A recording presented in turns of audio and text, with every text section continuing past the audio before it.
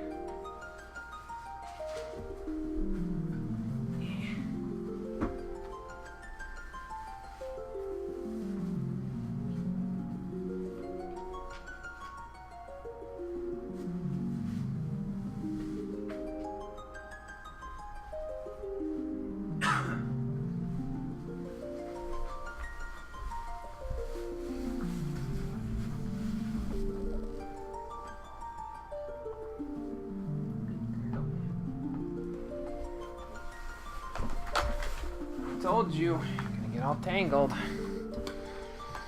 But do you ever listen? No. Of course you don't. Okay, I'm back. Anybody here yet? It doesn't look like it. Let's see here.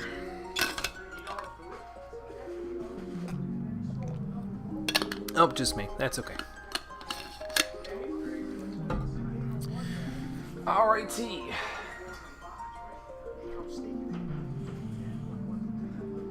So, let's get these freaking things on. It's getting bad out there, man. It's almost like a sheet of ice in our driveway.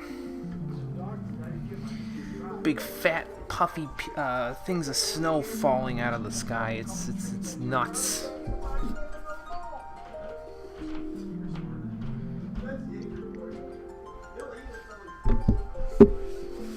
Okay, I have my maps. I have my computer. I have my cramped leg space. Let's get this whole thing going. How you doing, everybody? Welcome back to Final Fantasy the Stream Edition. Last time, we ended things off by defeating some of the hardest bosses in the game, Omega and Shinryu, inside of the bottom of Lifespring Grotto. And today, we're going to go exploring in the final bonus dungeon that was added in the Dawn of Souls variation, the GBA release of Final Fantasy I, and that is the Whisperwind Cove. This dungeon is long, though. It has 40 floors to it, and that's just going to take a long time. So we might end up having to save at a certain point in the dungeon. I'm anticipating that we'll get about 30 floors done today, but I'm not 100% sure on that. We'll see. Either way, I will be finishing up with it tomorrow, because tomorrow is the next stream. So that's how that's all going to go. But without further ado, we're all healed up, I believe. Yes, we are. Let's get started. Now, I do have the maps for this here in my on my phone here. I just need to find the maps that were inside of. I think this one is that maze one, right?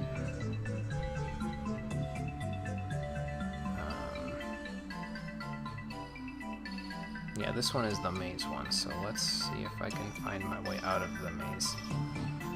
It's like I'm in frickin' Unknown Dungeon from Pokemon Red, Blue, and Yellow.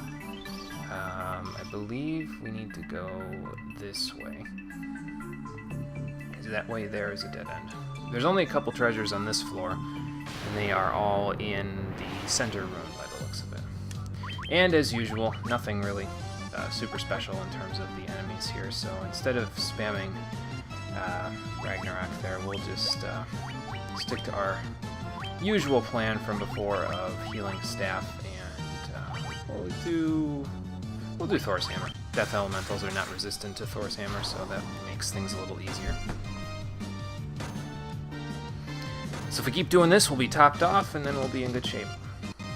I forgot to mention it last time. A couple of things, actually, I should mention. It looks like, first of all, Sid got his extra hit on his fists there, because now he does 7 hits per fist. So that's good for us. And the second thing that I forgot to mention is that we got a new follow after yesterday's stream. So, Panda, I know that you're currently streaming yourself, but thank you for following. I appreciate it. And now we can continue. This way.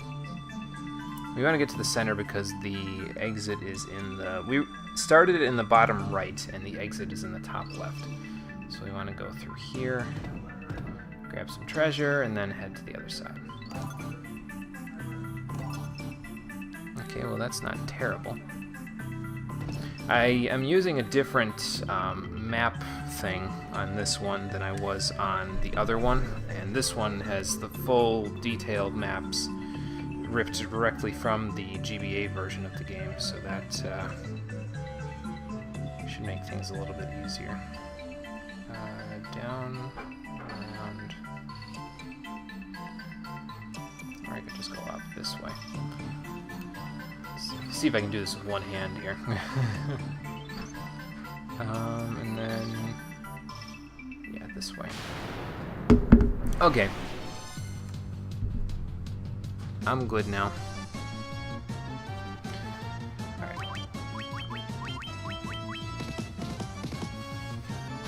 And if we meet up with Death Elemental, speaking of using Thor's Hammer, we might also still have a chance of getting those Zephyr Capes that I've been looking for.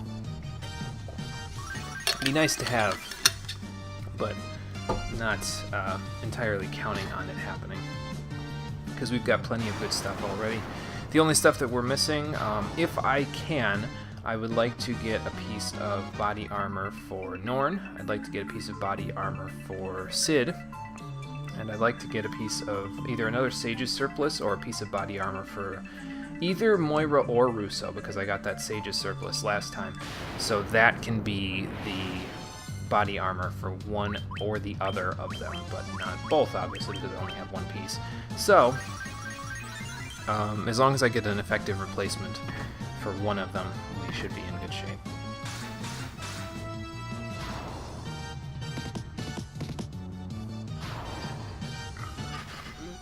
Excuse me. Just ate before I started, so I'm still a little bit meh. Old Hunter, hello! Thank you for joining me. Welcome to the stream. Okay, this is a ruins cave.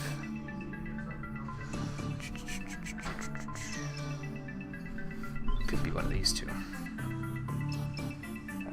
That looks like. Let me take a look around real quick. See if I can find where I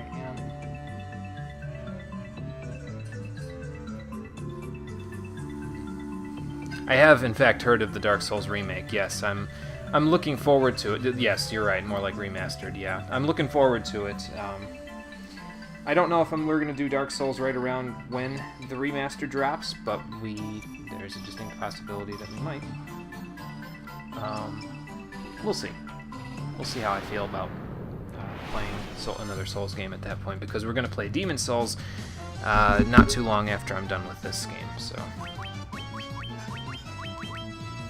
we already did Dark Souls 3 for my first blind run of it, but we'll be doing that again at some point. Could we have a match on PS4? Sure, man, that'd be cool. I'll be doing PvP for each of the Souls games as I play through them. So if you're going to be getting the remastered version, I'll probably get it for the PS4 at some point. I have the regular one on PC, so I'm not 100% sure yet if I'll get the remastered one on PS4 or PC, but we'll see once I get that far. I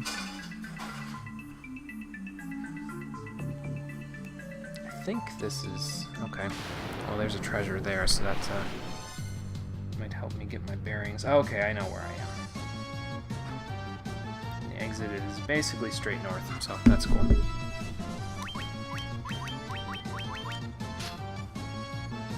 Yes, this is an older game, but it's a classic. It's very nostalgic for me, and decided to play it because the 30th anniversary of Final Fantasy just happened not too long ago, back on December 18th.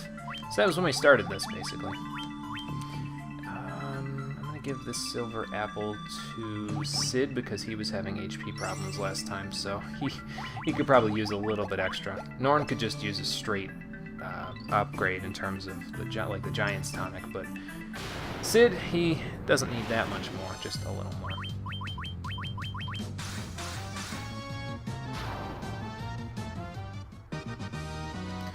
I don't think so. To be honest with you, I never tried Dissidia or Duodecim, which are the other two Final Fantasy fighting games. I might try those at some point, but I'm not exactly very good at fighting games. I never have been, and I usually don't have a lot of time to invest in learning them. So that's usually why I don't pick them up. That's not to say that I never will, but I don't have any plans to at the moment.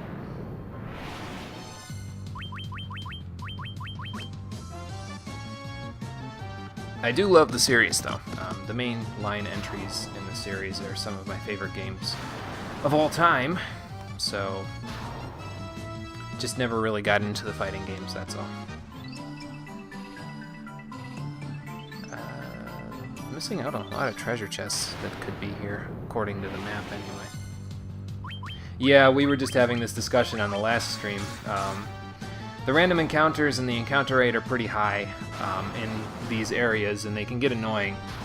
And we were also talking about how some games later down the line in RPGs would put the, did that just, oh, never mind. Oh, I must have picked up an item. Whoops. Well, at least I still got it. But yeah, we were talking about how other RPGs later down the line would put the enemies out on the field so that you could see them, and I personally prefer that much more than the way that it is in this game, because then you can control the amount of experience that you're getting, and if you don't feel like doing a fight, you can just be like, eh, screw it, I'm running away. So that's much better, at least in my opinion. But at the very least in these ones, I can just go mind blank and hold down the X button and be done with them. I don't know if that's better or worse than ones where I can't do that. What am I looking for here? No. Yeah, me too, man. Me too. Uh-oh. I'm losing my frames. Stop frames, no! I'm losing frames. Hold on a second. I'm dropping them. Well, it's never turned to orange. Come on, go back. Buffer out.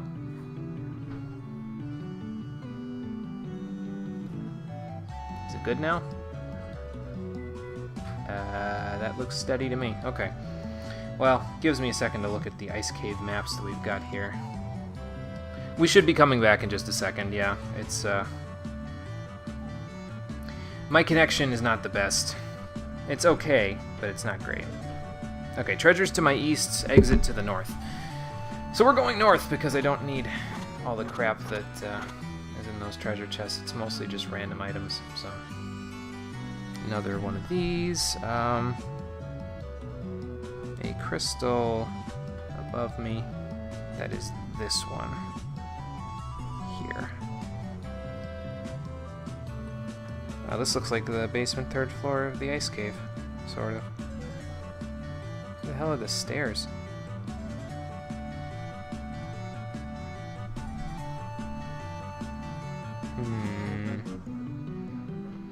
I can't see no stairs. We can go this game. Played Dragon Quest games? I have played one Dragon Quest game. I played Dragon Warrior 3 for the Game Boy Color, and that is it. Dragon Quest 8 is a game that was suggested to me for the stream, but I have a stream suggestions list, so if you have a game that you'd like to see me play, I would welcome the suggestion. But I only allow one suggestion per person. So the person who was going to suggest Dragon Quest 8 to me, he first suggested Golden Sun, and probably his next choice when I finish off Golden Sun at some point or another, I don't know when it's going to happen yet, is going to be probably Dragon Quest 8, because those are two of his favorite games. So, but yeah, if you'd like to suggest something that you'd like to see me play, feel free. I add it to my, list of suggestions. And then basically I alternate. So this was a game that I wanted to play, and then after this one's done, I will look at my list of suggestions, and then I'll be like, oh, this one looks fun. And then I'll just pick one out of the list, so. Yeah, it'd be nice if Square remade a few more of them. I think that the DS has had a few remakes on it, but I don't think they've remade the first 3 on the DS. I think they remade 4 and 5, 6 maybe, but I'm not sure if they got English translations. It'd be nice, but not always in the cards there. It would be good for them to remake it, though. I agree. It'd give me. Yeah, Dragon Quest. He was probably going to suggest Dragon Quest 8 after I'm done with Golden Sun, but he suggested Golden Sun first. So, if you would like to see Dragon Quest 8, then feel free to suggest it. I'll put that on the list, and then he'll be happy because then he won't have to worry about waiting for me to do Golden Sun for him to suggest it. But if you'd like to see any of the other ones, that would also be fine. The only one that I currently own is, like I said, Dragon Warrior 3 for the Game Boy Color. But yeah, either one would be good. Any old game. Stairs up here? No. How about down here? Bloodborne and Dragon Quest VIII. Okay, well, you can only pick one, man. I should tell you, though, that I will be playing through all of the Souls games probably within the next year-ish, because I do want to cover that entire series. So Bloodborne will probably get done quickly. So pick one between Bloodborne and Dragon Quest VIII that you'd like to see, and then I'll go from there. And then, once I play that game, you can make another suggestion. There's a treasure chest in here, but I don't know where the stairs are. I think they're right in that area there.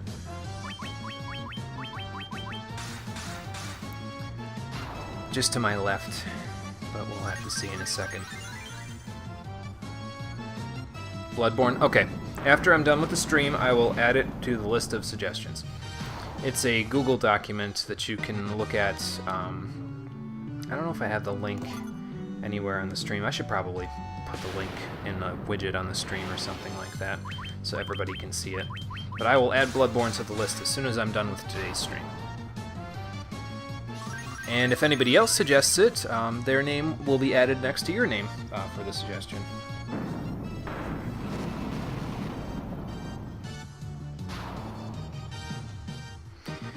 Oh, framey. We're getting framey again. Stop it. Stop it, Internet. Stop throttling me. You know what it is? Oh, here's the stairs. You know what it is that because there's that whole ice storm warning that's going on in our area right now, everybody's probably at home and everybody's probably using the internet, which is probably throttling the hell out of everyone's internet, so... Yeah, man, like I said, I'll be doing PvP on each and every one of the Soulsborne games when I get to them. So we'll be able to have a match just as soon as I get to them. And it'll be cool. I'll be doing enough. I'll be doing probably at least 3-4 streams worth of PvP, just PvP, when I get to them, in addition to the full game. So it'll be cool once we get to it.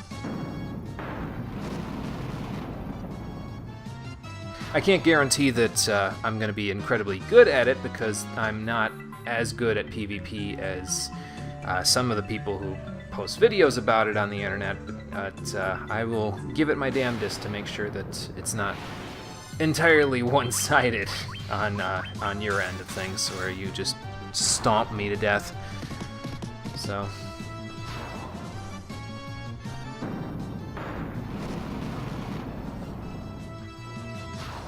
there's one more treasure that I could get here. I don't even know why I'm honestly going for them. Like I said, they're random, whether or not you even see them, and it's also random what's in them, so it doesn't really... Actually, I haven't said that yet this time. I said it in the last stream. Looks like a big lava tube here. Stairs are up there. Okay, here we go. Not even worry about it. Narrow hallway, huh? Don't see any ice. No, that's lava.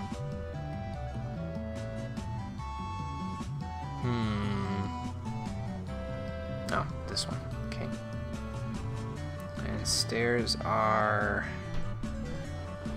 to my right. Okay. Any treasure on the way there? No.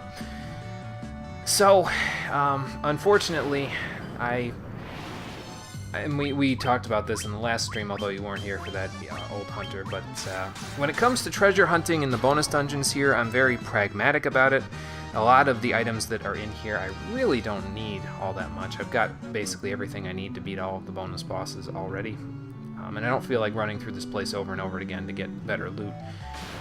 Because the loot is fairly randomized, except for the set stuff that you get off the bosses here every 10 floors. So, there are treasure chests on this floor, but I'm not going to be going for them because I just don't need them.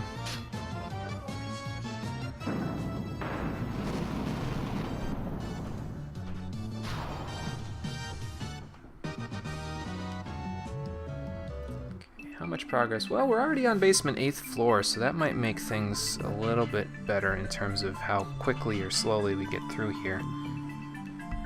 This is like the...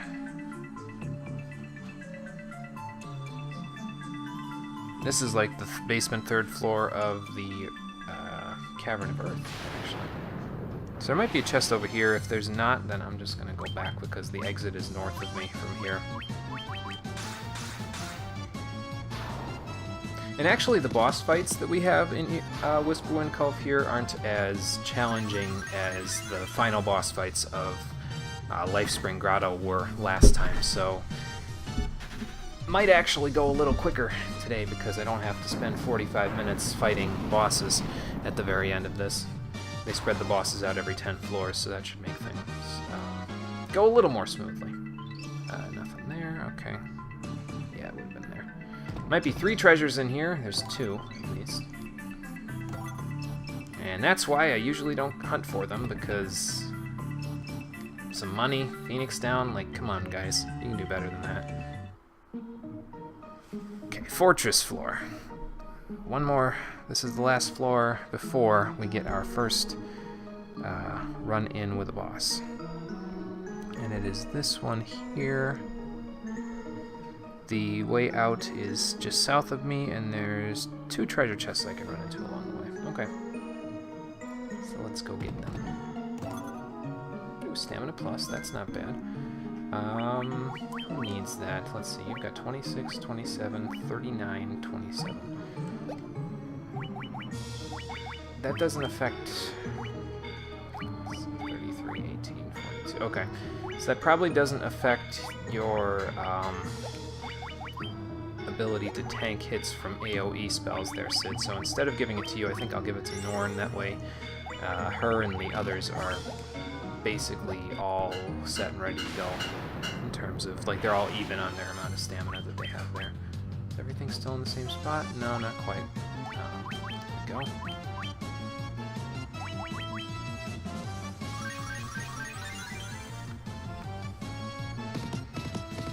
And we'll continue with this and just keep going.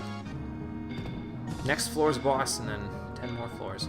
I don't think we've encountered any of the puzzle floors yet, though, which is kind of weird. Usually, there's like 10 floors that are either puzzles or rest stops that you can have.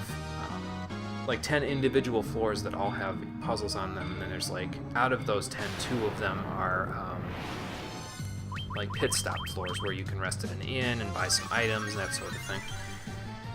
But we haven't encountered any of them yet, so maybe we'll encounter more of them as we go. And out of all the stuff that we encounter, there's only one thing, one weapon and one weapon only that I would just love to have as an item drop from one of the enemies in here. And it's not any enemy that I can encounter on any of the first 30 floors. So we'll have to make do with what we've got until maybe we get that drop. If we do, cool. If we don't, then, well, it's okay. It's not a huge issue.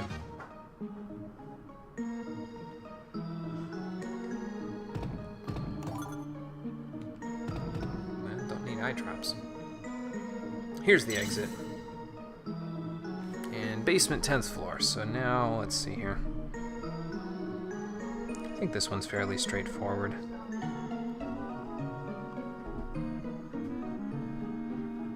Yeah, by the looks of it, because it just goes all the way around, and then there we are. Okay, cool. I don't think there are any encounters or treasure chests on this floor, so we'll just walk it. It's not a big deal. Is it straight north of here? Oh, that's right, I can't go around these pillars. Whoops.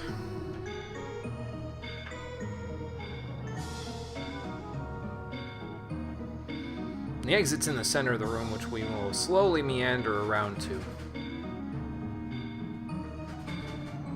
Do I think what Logan Paul did was idiotic? Yes. It wasn't the smartest thing that a human being has ever done with a camera. That's absolutely for certain. I haven't really been keeping up with it too much since the initial video, so I don't know. I know that he apologized, but I didn't read it, I didn't see him do it, anything like that, so I don't know how genuine he is about it, but I also do know that people are eating this shit up on the internet, and the publicity and the drama that it's creating is only going to make him more popular, and that is the part that I have a problem with. Because negative attention, unfortunately, is still attention, and that's all you need when you're such a large sensation on the internet in order to get money.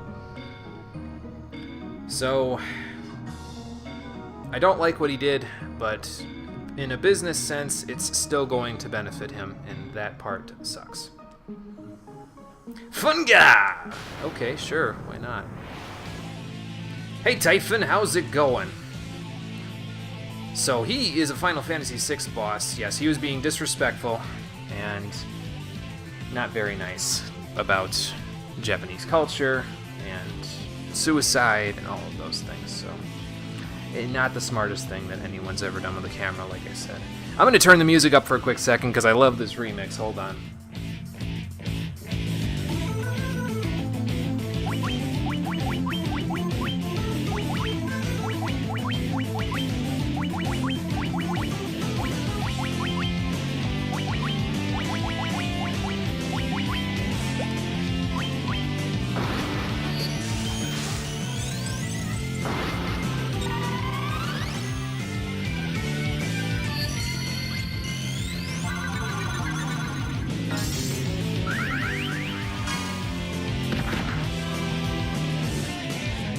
Rockin' remix. It's Final Fantasy VI's Decisive Battle is one of my favorite tracks as well. I mean, I said a lot about the Final Fantasy III boss remix that is also present in this game, and that one is also really good, but this one is definitely good too.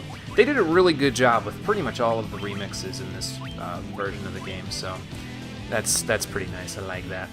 The thing about Typhon, he doesn't have a huge amount of HP, but he has this snort skill or sneeze or something like that. It inflicts instant death on your on one party member, and it has, as far as I know, death protection doesn't protect you from it.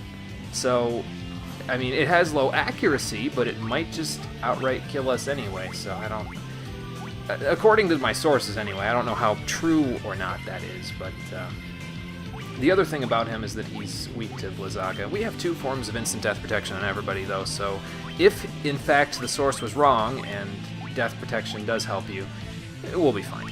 We'll be fine anyway, just saying it there. Yeah, Doom's remixes are also really good, too.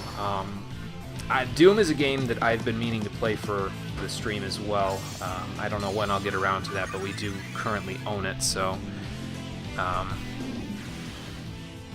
I'll be looking forward to getting around to that at some point. So Blizzaga really didn't do that much there, so maybe why don't you start getting yourself ready, Russo, just in case Norn and Sid can't handle it. They can handle it, I'm sure. Typhon, I think, only has about 10,000 HP. So PS4 version, actually, I have. The PC version, I think, would be good to have at some point, but currently the one that I own is the PS4 version, so that would be the one that I would probably play for the stream.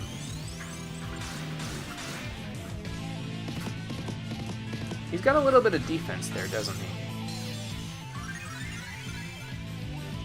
Well, we'll keep Moira on standby, so that way, if somebody does in fact get snorted, we can just handle it from there. Everybody will defend and go from there. Yeah, that's not really worth the temper and haste that I did, but we'll be good. We'll be good. Russo's damage is really going to come into its own when we fight undead enemies, which the last 2 bosses of Whisperwind Cove are, in fact, undead, so that should help us out a lot. But actually, you know what we should do? Yeah, yes it is. It's a very visceral game, and I'm really looking forward to when I play it, because it's just going to be a good old time, I think. To be honest with you, a few years ago, if it had come out like in 2014 or something like that, the blood aesthetic probably would have put me off just a little bit about it. Alright, we got Typhon, nice. But since I played Bloodborne for the first time, the blood aesthetic hasn't really bothered me all that much, so the gore and all of that crazy crap that happens in the game doesn't bother me as much as it probably would have in the past. So for defeating Typhon, we get the Genji Helm, which is entirely useless, unfortunately, to me, because I have ribbons on everyone, so I'm not even going to bother with that. Yes, congratulations. Let's, do we need to use potions on anybody? No, just ethers. Okay. So let's ether ourselves back to full. Not that we use that much MP, but might as well use this as a little checkpoint for ourselves. We'll save it, and then we'll head to the 11th floor there. Down is the further into the dungeon. Up lets you leave. We're gonna go down because like I said, want to do all of this in one go. And with Whisperwind Cove, I actually can do it all in one go because I don't have to worry about optional bosses and stuff like that. I can just straight up go to where I need to go.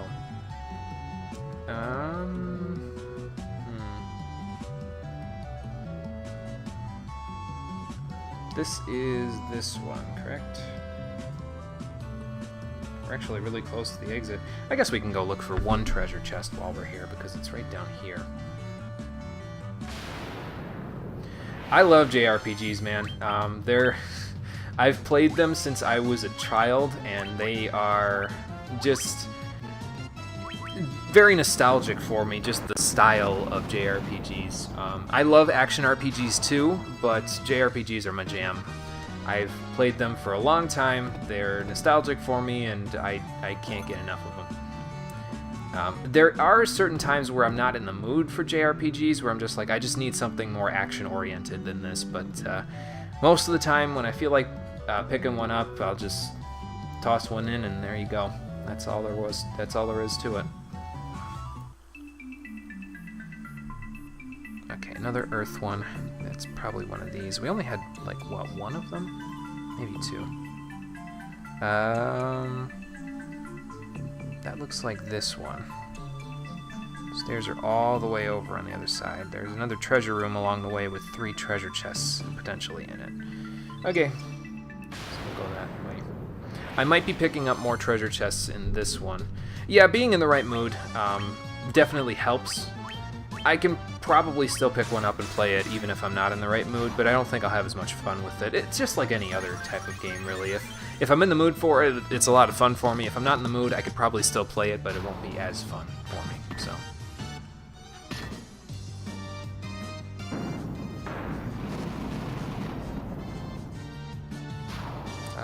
Yeah, I might be picking up, what was I saying?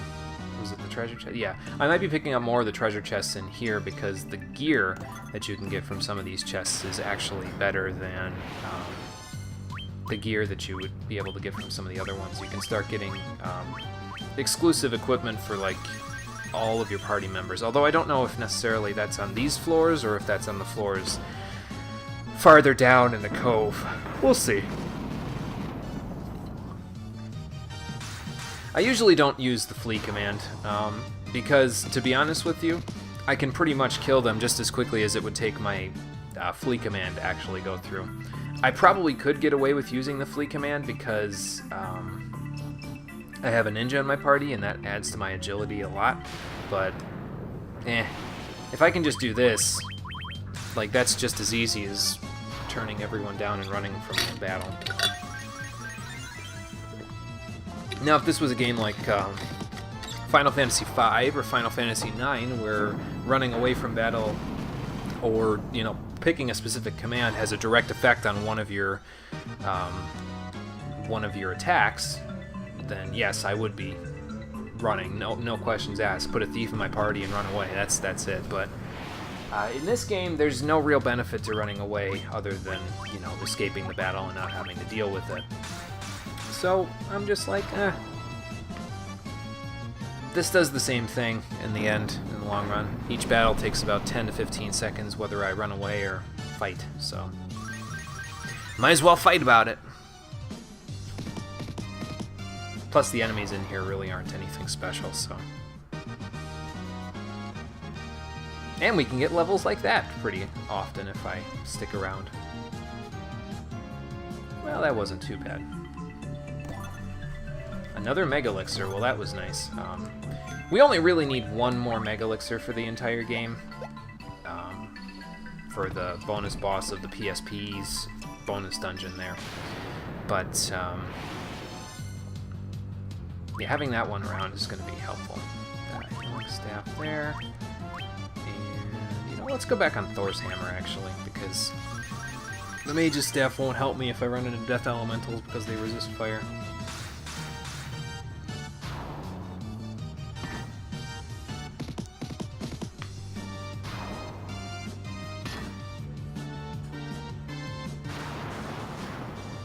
Plus, while I'm not terribly worried about my levels, I have been informed by the internet that being level 55 or 56 or 57 isn't really going to help me when it comes to fighting the bonus boss of the PSP bonus dungeon.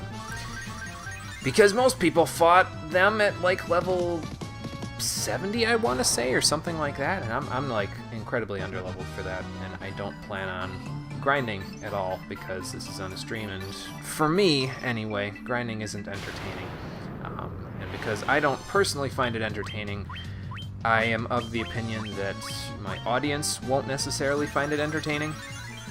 So we're gonna just go into battle as ready as we are at the end of Whisperwind Cove for that PSP boss, and then if we win, we win. If we don't, well, I can save it right before I fight them, so it's not a huge deal. Next floor.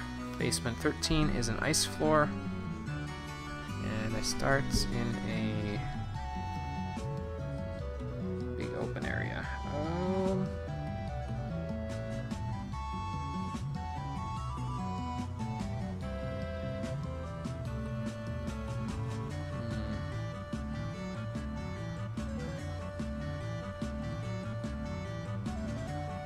Doesn't really look like any of these.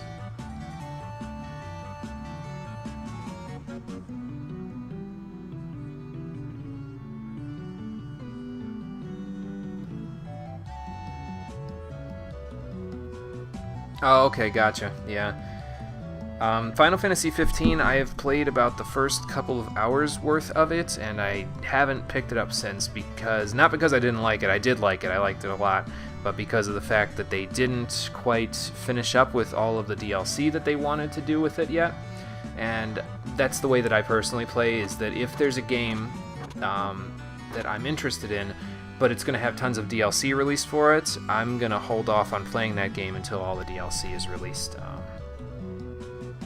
Let's see here. There's treasure down below, but do I really want it? No, not really.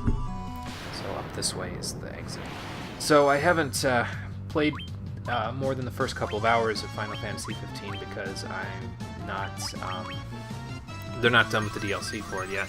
Although Episode Ignis did just release like a month and a half-ish ago, and they said they were going to be keeping updating the game into 2018, but that could just mean patches and stuff like that. Although I think they said they would do like Episode Arden or something like that as well. I don't really know. I'm not sure where I am at this point. I'm on the fence about whether or not I should play it yet. It'll get done for the stream eventually, just like the millions and billions of other games that I have to play. Just not yet.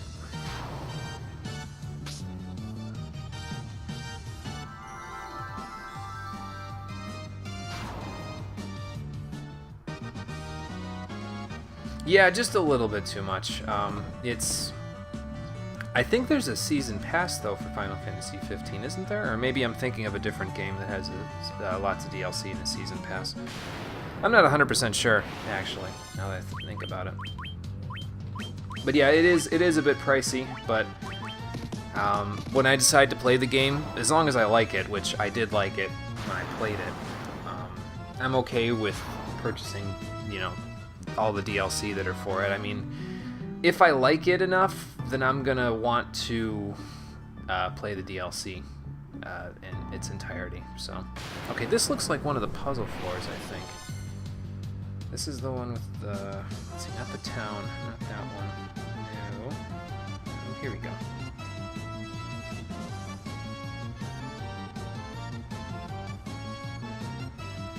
So there's some treasure in the treasure rooms. There are some guards that will put me into random battles in here, and the throne room is where the exit is. No, the exit's to my south. Well, the throne room, I think, is directly above me. So... yeah, thanks, Old Hunter. Thanks for coming in. I appreciate it. I'll catch you the next time you're here.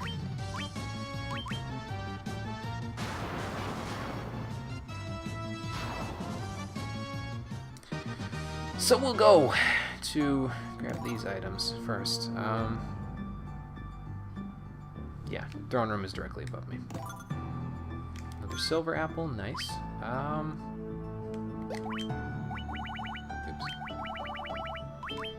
Give that to Sid, or should I give that to Russo? Gonna go with Sid again. He could probably use it more than Russo could. I'm just thinking in terms of magic defense, because Sid can usually handle the physical attacks. It's just the magical attacks that he has some problems there. Well, that's nice, but I'm not gonna do you harm. I'm just gonna do these treasure chests harm, because they're going to be completely empty by the time I'm done with them.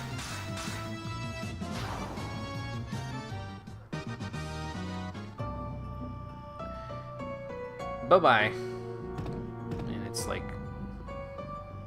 freaking watered down in here like crazy. Hello, King and Queen. Oh, is it? Well, it won't be bound for long. A devil wizard, huh? Okay, well, we can handle this. Just fight normally. Probably, maybe not undead. Actually, now that I think about it, so just do this. This is gonna work out fine.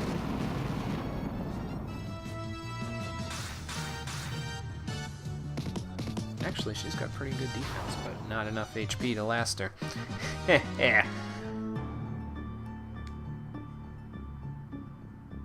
Goodbye. What do you got here? Emergency exit? Okay.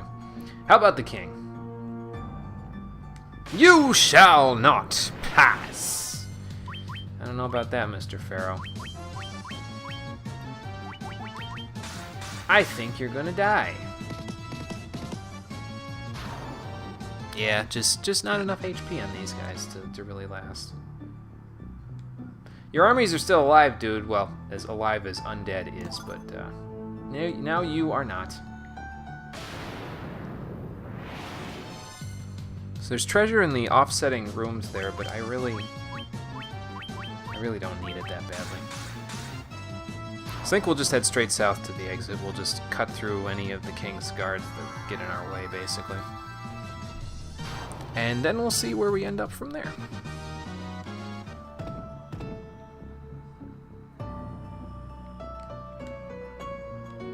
I don't know, man, but I'm gonna put you out of your misery.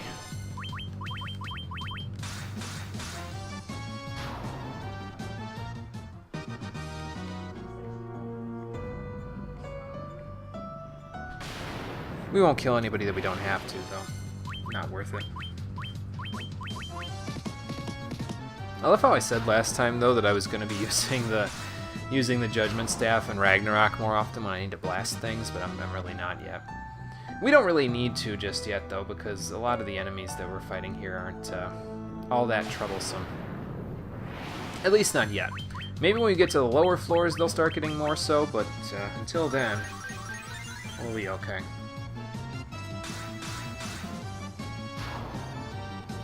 I really do need to remember, though, once we get out of here, that I need to get Norn some Giant's Tonics. Well, really one Giant's Tonic. That's all I'm going to need for that final fight that we have. Well, then let me end it for you.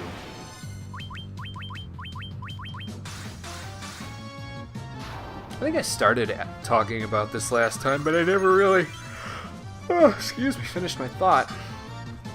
Are these, like, pocket dimensions that are in this area? Like, how does it work? These are, like, spaces in time that have been lost or something like that? I don't know. It's just strange, I guess, that all of this is happening. Looks like a village of fairies. Fayhome. Some that will help me, and some that will trick me. Which is which? Talk to them and you will know. Or, alternatively, don't talk to any of them. And just run. Because the thing about the fairies that trick you is that there are fairies that will restore your HP, and that's fine. But there are also fairies here that will reduce your HP to 1, and that is not fine. We just can't have that, especially when there are ambushes happening that the enemies deal exactly 1 damage. That would not be good. So we won't be talking to any of the fairies. If I need to heal, I have restorative items. So that's all I need to know about that. Excuse me, pardon me. That sanctuary doesn't have a thing.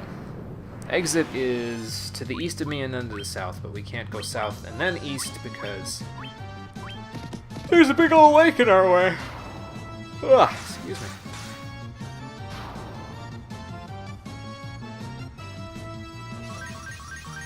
So instead, we will go east and then south.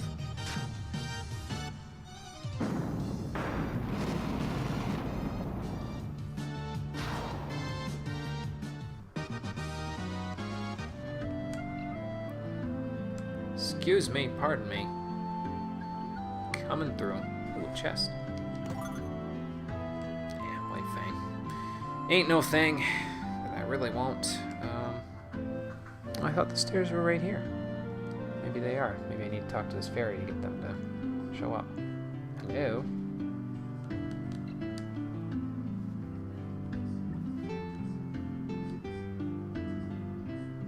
Oh, cool. Thank you. I will take those stairs from you then. Okay, another random one. There's a pillar close to the starting area.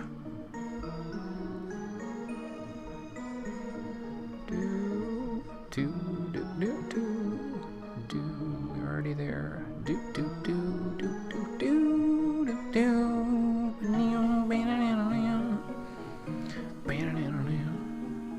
It's this one. So there's chests up there, but that's a dead end. There's a chest down there, and then the exit also has a couple of treasures next to it. Okay, cool. So we going this way, boys and girls. I'm getting ambushed by goblins, apparently. I have yet to be ambushed by goblins and have it ever be detrimental to me, so... Not even at the beginning of the game when they were actually on level with me. They still ain't no thing. So... we'll take care of them.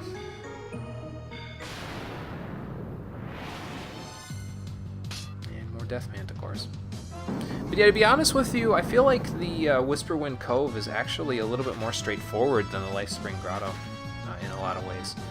It's just like you don't have to worry as much about the bosses being... like there isn't a choice there in terms of the bosses. You can just go straight from one to the other to the other. And as long as you can get through the floors okay, which you can when you have detailed maps like I do, it's just no big deal. It's just a matter of these death manticores being in my way, that's all. But they're hardly worth troubling myself about because they just sort of die very easily. So... not this easily, though. I should have used, like, the Judgment Staff instead of Thor's Hammer.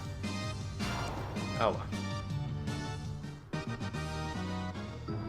Good kill off of them, but again, we don't really need that very badly, do we?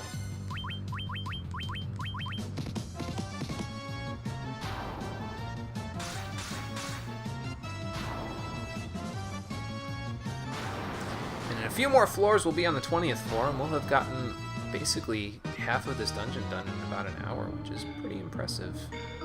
At least compared to how much time I figured I'd be spending here. Oh, here we go. Death Elementals. Time to break out that Judgment Staff. After getting slapped a little.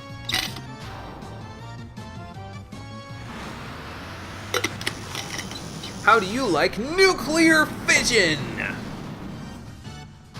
I don't think he likes it. Chest down here? No. So over here we'll go. Okay, definitely need the Judgment Staff for these guys then. And if they all use Blaze, I might need to use Hilaga after this, but that would be okay because that'd only be the first bit of MP that I've used since the 10th floor, so... that's pretty nice. Well, they won't all use Blaze because Sid just killed one of them. I might be able to get away with just a Healara, actually, because that heals about 135, 140 per person. So, we should be good.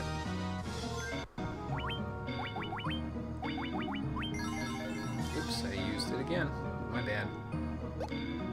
Sid ended up with 4 less than max, so I wasted a Healara because of it. Whoops. It's not like I have like 80-something ethers left to fix that. And why couldn't one of those have been a Giant's Tonic? That would have been nice, but that's okay. And Sweet Freedom from the Flying Fortress, that one. This one I started close to a treasure room and also close to a gap.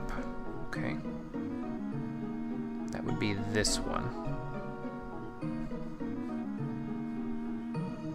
Exit is right next to me, potentially. Let's see. It should be right up here. Yeah. It also helps, of course, if I end up so close to the exit. Oh, why did I do that again? I didn't need to. I'm going to need to switch my items, though, when I get to the next part. But yeah, it also helps that in a lot of these floors I've been getting pretty damn close to the exit out of all of it, so... this is a Marsh Cave one. That is... where is that? Up here? Pillars. And a treasure. There's this one. So I need to go around these pillars on the other side. And then the exit is over there. Cool. Let's do it. Nope, I can't get that treasure from here. But I can if I go around. Y'all not looking so good there. Are you feeling a little jaundiced? That's what it looks like to me. Looks like jaundice. I've got just the cure. Death. That's not a cure. Ugh! You were saying. Sadistichromium.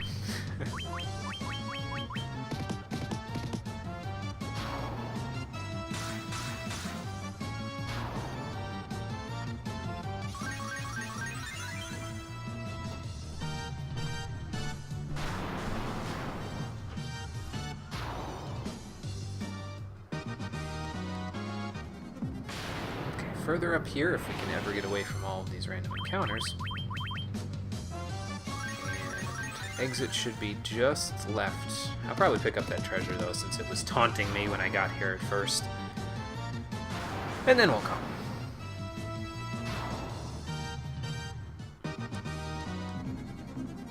Oops. There we go. Oh yeah, I gotta go this way anyway. Might as well pick this up then while I'm here. Blue Fang.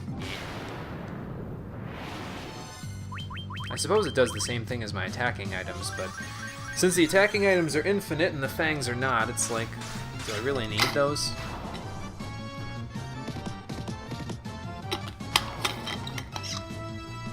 Okay, down, around, and here we go. Another one of these, okay. More pillars. This is the square room. And there is 1 and 2 treasures along the way. There's also 2 treasures to my left. 3 treasures, actually, to my right. And 2 to my left. So we'll go the path of most treasure, because the stairs are to my right as well.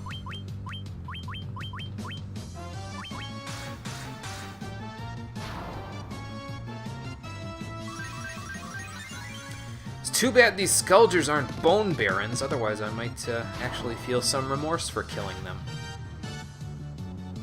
Because Bone Barons are awesome, man! One of the most badass looking familiars in Ni no Kuni, which incidentally is a game that I actually am starting to get a craving to play again. I've only beaten it in its entirety once, and I really liked it. A lot. Then again, I pretty much like most games that I play through. I don't know if there's any games that I've played all the way through to their entirety and actively disliked. There's only one that I can really think of off the top of my head. And that one's just because the final boss is kind of bullshit unless you use an exploit. exploit in order to beat it.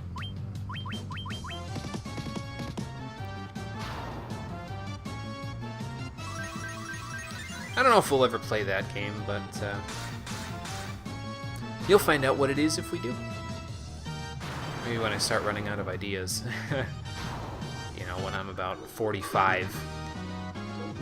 Because there's just enough games in the world at this point that I would like to try, and that I have played before that I'd like to play for the stream again, to tide me over probably for about 19 years. Let's see here. This one is also straightforward. The path forward is just to my left, and there's an enemy guarding the way out and the way forward in the dungeon. Right over here. Bottom there is just a dead end, so don't worry about it. Any potions that we need? No, just ethers. Okay. That I can do.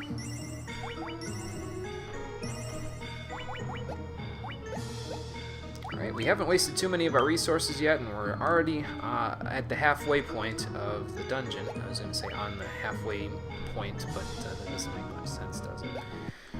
So let's see what this boss has got. What have we here? I'm warning you, I'm armed. 8-armed, that is.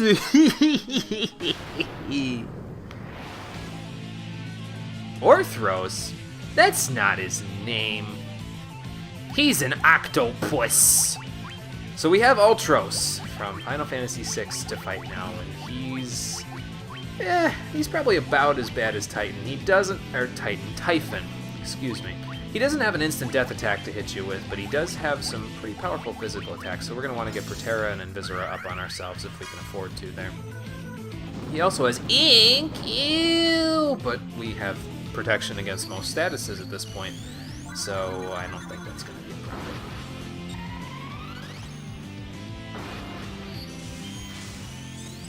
Can pretty much nullify most boss special attacks, unless they have,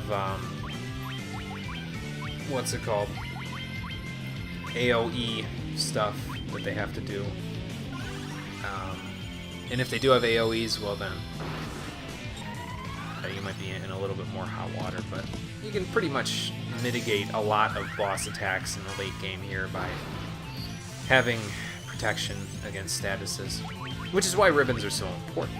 So, Ultros as a boss, though, is weak to both fire and thunder, so we're going to try using Firaga and Thundaga on him, and just go from there. Like I said, he's not too bad. I think he has pretty high defense, and he has about 17,000 HP. That's not pretty high defense, never mind. He has about 17,000 HP, so this should be over relatively quickly. I can even get away with just using Healaras because of the fact that we've got enough stuff up in terms of Proteras and Inviseras to make his attacks not really that big of a deal. And I mean, when we're doing 4,000, almost 5,000 damage a pop, actually, probably around 5,000 damage a pop given Russo's offense that he's adding to it. That just makes this so much simpler than it otherwise would be.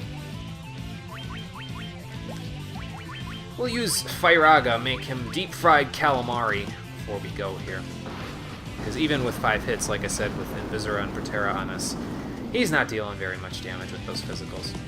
He probably has more physical attack when you fight him earlier in the game, which you could come to Whisperwind Cove like right after you beat Tiamat and probably be fine, but I decided to come here now after sufficiently preparing myself for the apocalypse, so we're gonna have an easier time as a result of that.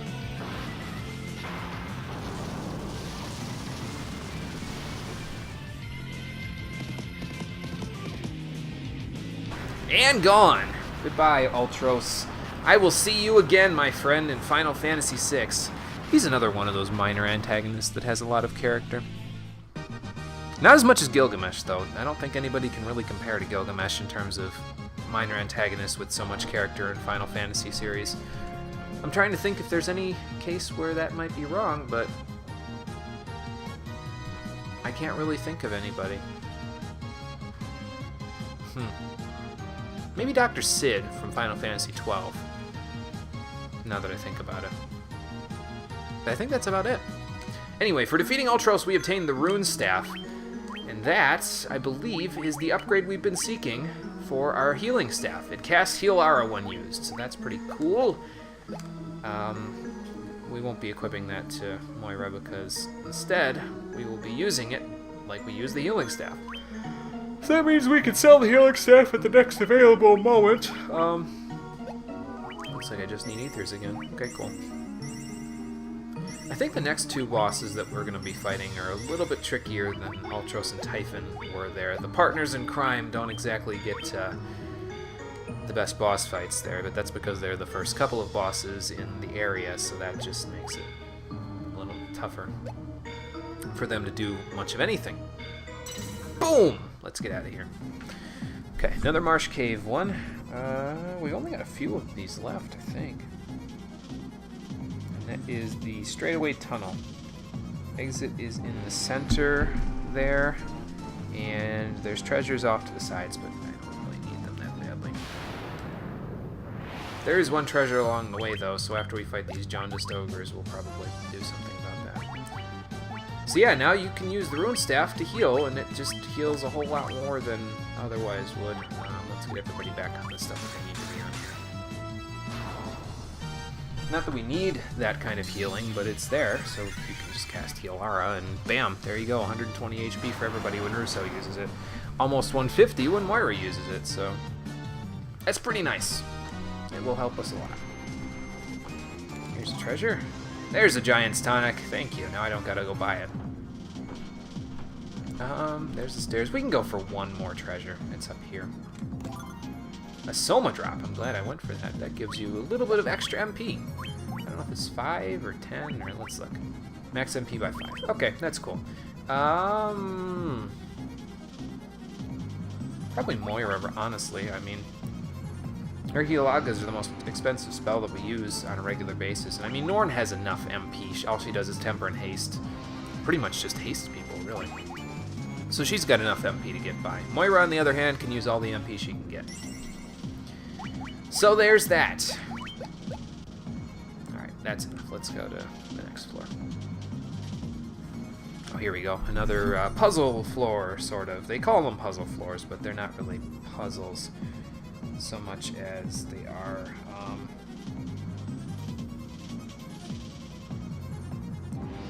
just something interesting to do rather than, you know, just run around, defeat monsters, find the stairs. Friend malfunctioning, currently lacking 2 parts, request search for parts. So you have to find this guy some parts in order to get away with all of this stuff. There's a bunch of junked robots all over the place, and you have to check them, and they will give you parts. If you get 2 parts, you can bring them back, and then you don't got to worry about it anymore because he's already all set. But we do, unfortunately, have to check every single robot in order to really get everything. It's like that trash bin minigame in Lieutenant Surge's gym in Pokemon Red, Blue, and Yellow. You gotta check all the trash cans, and then maybe you'll get lucky and it'll be next to it. I don't know if there's encounters here. Maybe not. Lake Curtain? Anybody around there? Well, you can go around, but you don't have to. Okay, so let's try exploring the southern portion of the map then, because I don't think there's any robots up top there anymore. And based on the fact that I can sprint around here with no repercussions, I'm going to say there's no encounters here.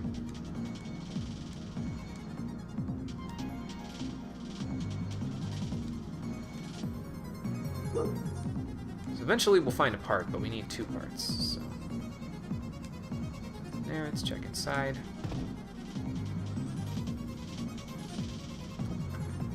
About here. Okay, so where else can I go? There's a big old area with a lot of them just to my east, so we'll go there, and then there's another house that I can stop by as well.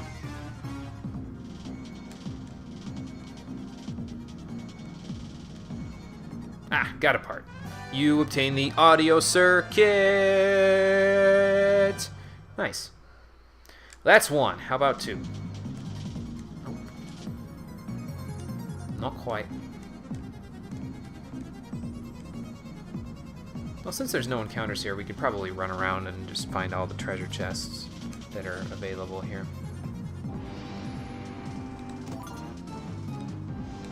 Just because, you know, there's no resistance, so... Ah, here's the second part. You obtain the torso parts! I think he can be missing more than just those two, though. I think he could be missing, like, 3 or something like that. But we got lucky, we got 2. And there would be a treasure chest down there, but it's random, so it didn't get it. I have the parts that you need. Friend repaired. Thank you very much for doing the jobs that nobody wants to. You're welcome. It's just the right thing to do. Where's Master? Well, if you're looking for Master, I do have a cube in my inventory that might be... A warp cube might be what you're looking for. Or maybe your Master lived in this town and, you know, now they're long gone. How sad! Let's move on. Okay, another random one. Okay, let's see here.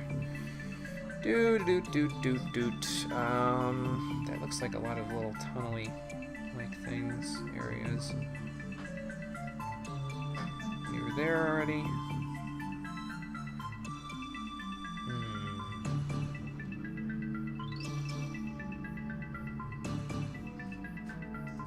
Okay, I see where I am. Stairs are over there.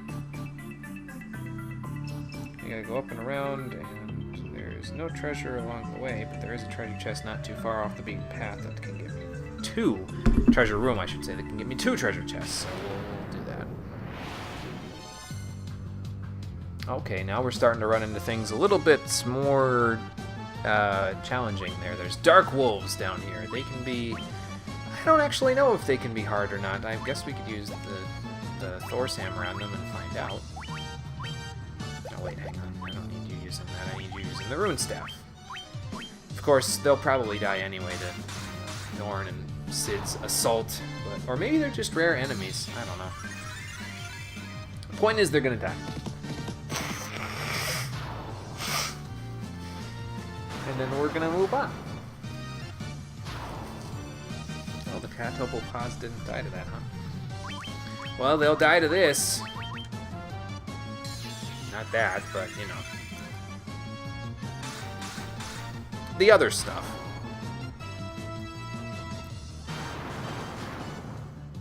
Probably didn't die to that because they're resistant to most elements. I should just use the Judgment Staff. It's just easier. Yeah, they gave me a lot of XP, those wolves there. So, that means that I should probably start putting the Judgment Staff and Ragnarok to use. So treasure chests are around a corner here. So we'll go around that corner, we'll see if we can grab them. They might not spawn, and then I'll just go all the way around and down again, but that's okay.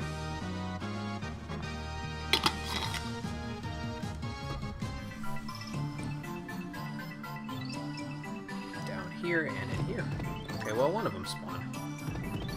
Not that a Phoenix down is all that worth it, but, you know, I guess it's there.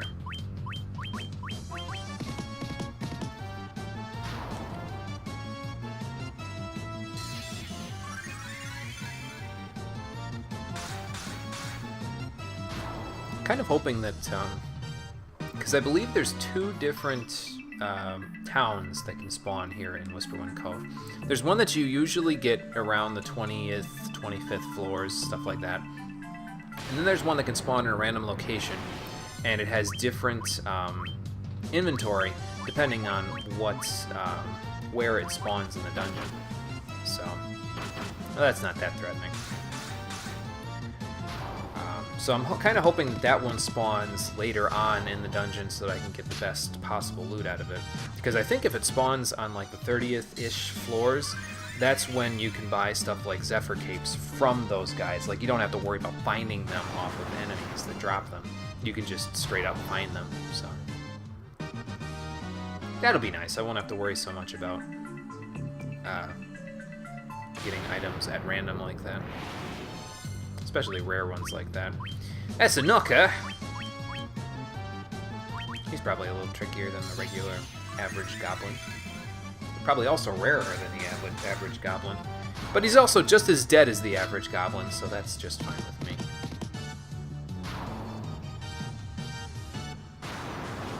Too bad we didn't have 2 knockers there. They might have been big ones. Sorry, that was terrible. Okay, another ice one. We'll see her.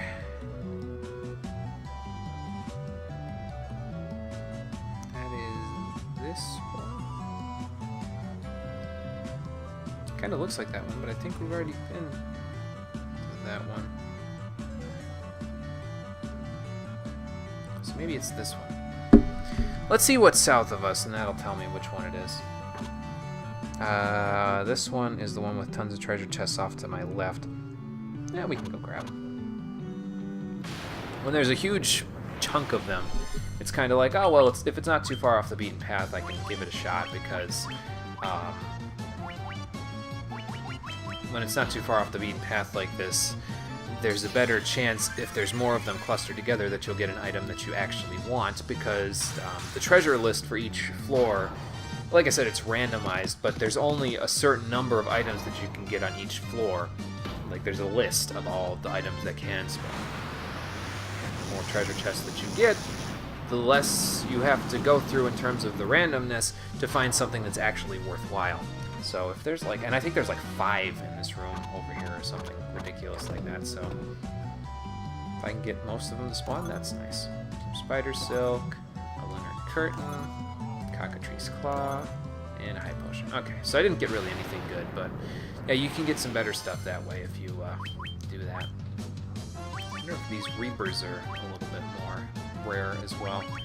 They probably die to the Light Axe, though, so it doesn't really matter too much. And I got a preemptive strike, so I can find out whether or not they die to the Light Axe. And we'll go from there.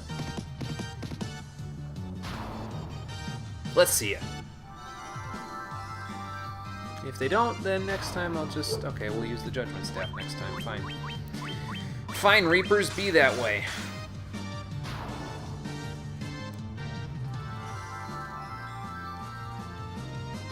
So stairs are back east again and then south.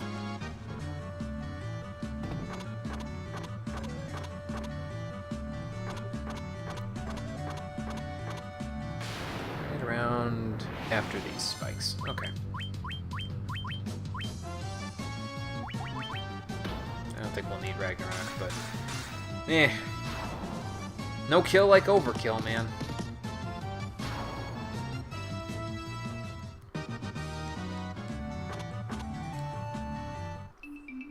Okay, another lava floor.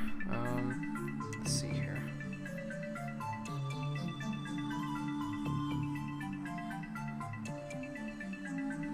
Looks like there's only 2 lava floors, so that's okay. This one I started there. It's a big old spiral, and the bottom right is where the exit is. Now I can't get into encounters on lava tiles, so I might just meander my way around in the lava until I get a bunch of chests this way that I wouldn't otherwise normally get. Some money. We'll see how injured we are by the time I'm done. This way.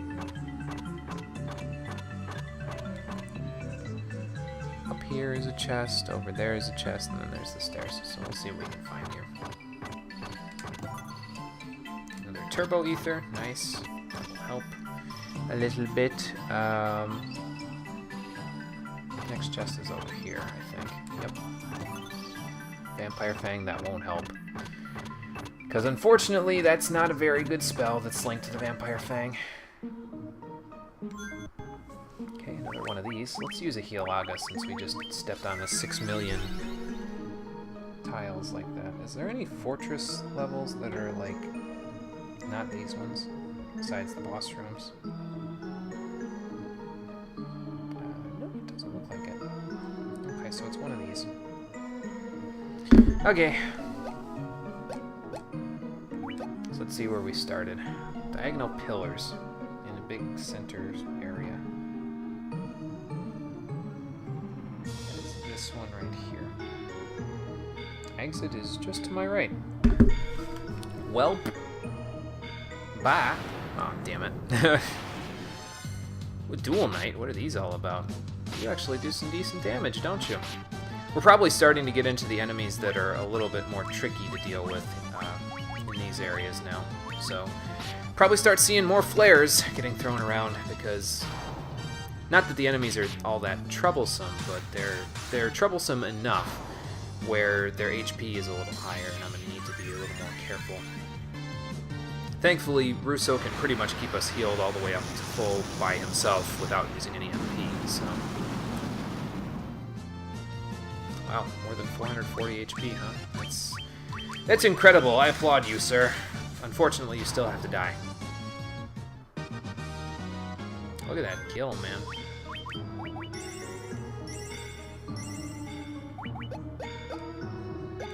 Okay, out of here.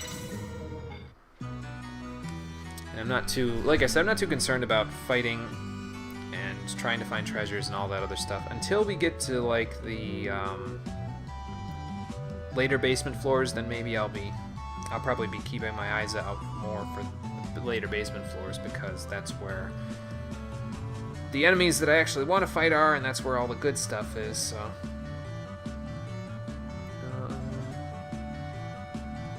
big crystals to my right.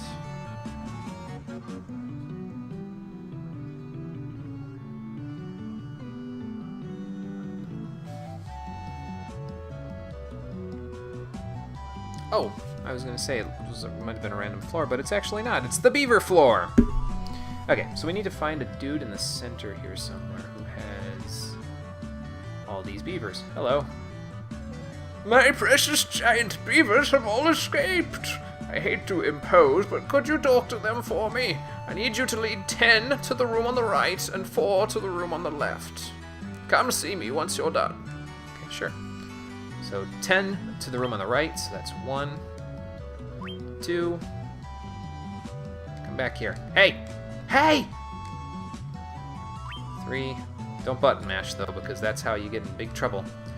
4. 5. 6. God, they're as fast as Paul from Final Fantasy II. 7. Some of them, anyway. 8. Like that one. He's on some crazy drugs, man. Like, I ain't gonna catch him anytime soon. Hey, come back here! Fine, I'll get your brother instead. 9.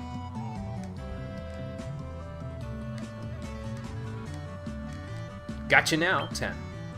Right? Let's check.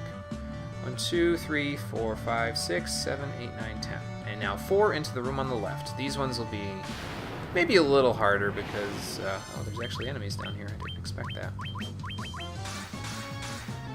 Because you gotta not button mash, basically, when you catch them, so gotta time your button presses properly. Did I just catch the one that was on drugs? Left. 1, 2, 3, and whoops. I wanted to catch that one that was on drugs, but no. 4. Boom! Old man, I did your task. That's 10 to the room on the right and 4 to the room on the left. Are you done already? Yes, I am. Well, let's see. Oh, well done, well done. You certainly know how to handle beavers. Now it's my turn to help. If I have any more beaver trouble, you'll be the first to know. Actually, I won't, old man, because, well, now that I think about it, maybe I will, because I'm the only other person that's around here that has visited you probably in forever. That's sad. Okay. Next,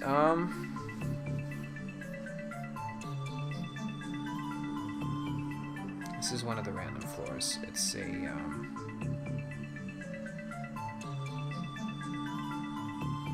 it's a cave floor with a little room that could be like a blacksmith room in it. I don't think we'll be going to the blacksmith room, though. It's off to the right there, but it's kind of out of the way, so I don't think we'll be bothering. And out we go. Uh-oh, blood tigers.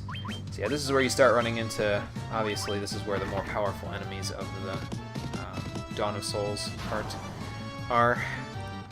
I think they start becoming more prevalent as you go further and further, so... Oh, this one's definitely a puzzle floor. I think this is one of the annoying ones. There's 2 annoying ones that you can find in here, and I think this is one of them.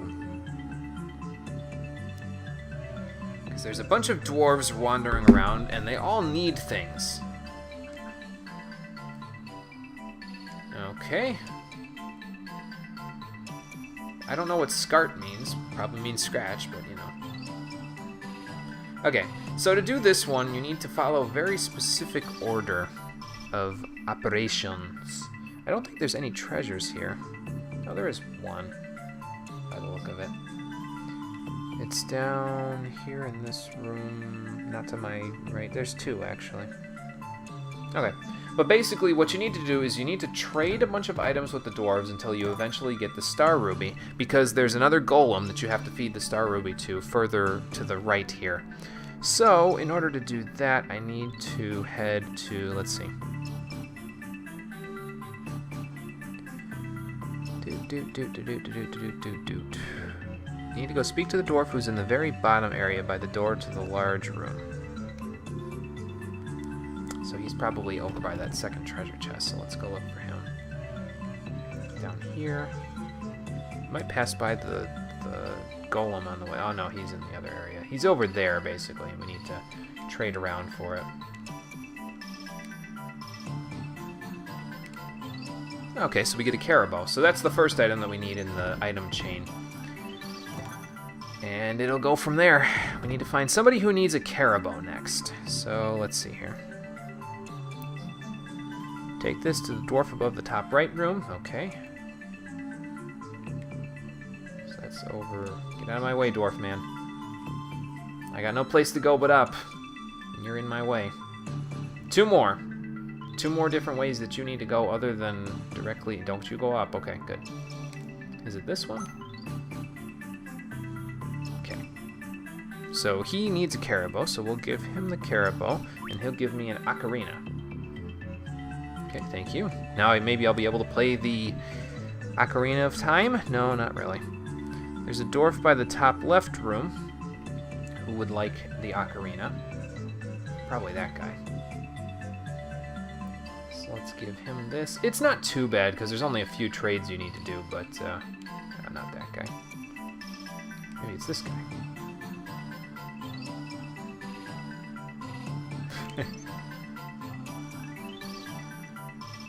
That's the question, old man. That's the question. Maybe you. No. There's supposed to be a dwarf somewhere that wants an ocarina. And it says, stop by the dwarf by the top left room. Oh, I looked at all the dwarves by the top left room, guys. Unless it's this one.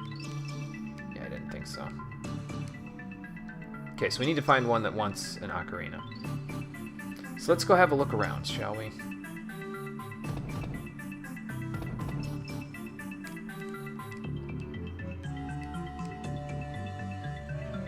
And they should all do the same thing when they get the item that they want.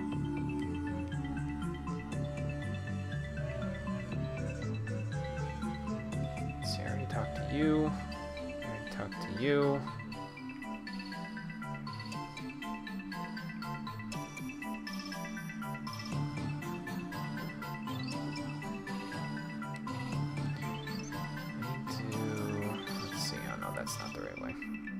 You?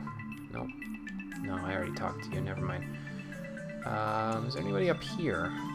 Maybe. Oh, you're the guy that I gave the carabao to. Okay. Anybody over by the golem? Yes.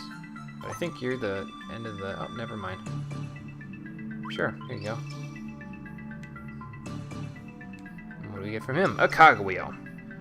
So the cogwheel is Probably they probably switched the order around there, so the cogwheel probably I need to give to the guy up near the top left room. So that's where we'll go. It's one of these gentlemen. Yeah, I don't have explosives for you, dude. Sorry. And I don't have, what was that thing that you get in Final Fantasy VII? I don't remember. Nope, not you. We need to give somebody this cogwheel, because I don't need it for nothing.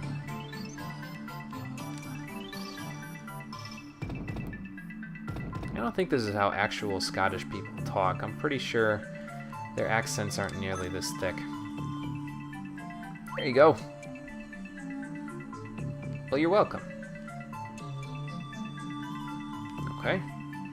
And he gives us a pickaxe, so we need to take this to the dwarf in the bottom right corner room here, I guess. Let's go try that out. Hello? Okay, so he needs tools, so we need to give the pickaxe to somebody who can maybe get us tools. Anybody else around here that needs tools? Oh no, you gave me the carabao. Oh, there was that one guy who needed to hawk, H-O-W-K, so maybe hawk involves tools. So let's go try that guy. Was it you? Yes. So hawk probably means hack. Okay, and he gave us an autograph. Okay, cool. And I think it's an autograph from the guy that did the canal, right? Yeah, Narek's signature. Okay. So we need to find a dwarf that wants this. Who gives me a Witch's Brew is the next item in the chain. I thought there was only 4 items, but it turns out there's more than 4. Lost your hose. You need to get a hose in order to get back in here. Or maybe a house key. I don't know. I don't know, man. Their accent's too thick. Nope, I already did you. I did the guy by the exit there. Maybe you? Yes. There you go. So we got the Witch's Brew. I already know who that's going to. That's going to the guy that has the upset stomach, but not the guy that's mute. He probably needs, like, echo herbs or something. There you go. Sure. Okay, so he gives us Smythe's tools. And...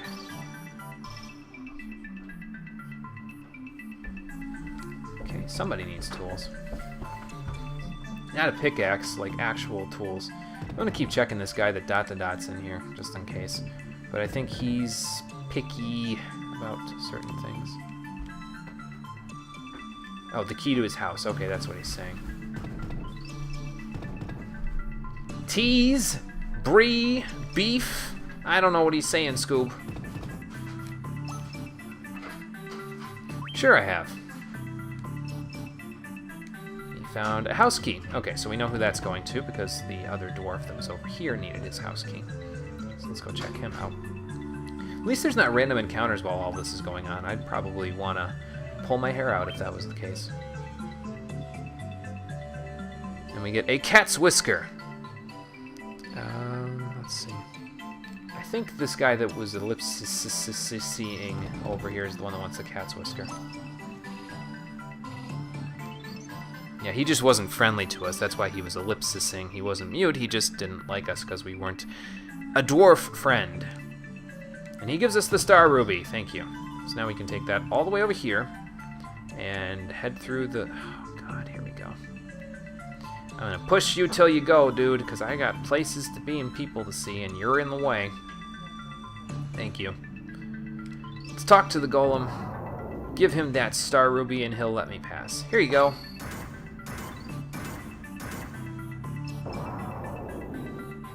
You're welcome.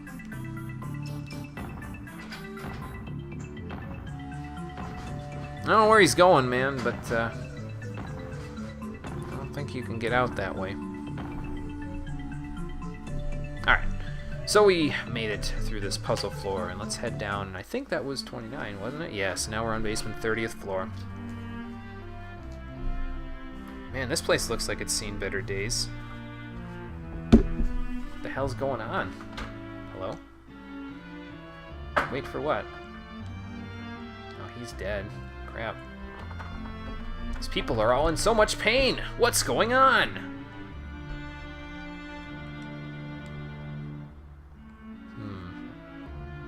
We need to get to the bottom of this. Well, how do I help you? What's the problem? Can I get by you? I don't think so. Nope.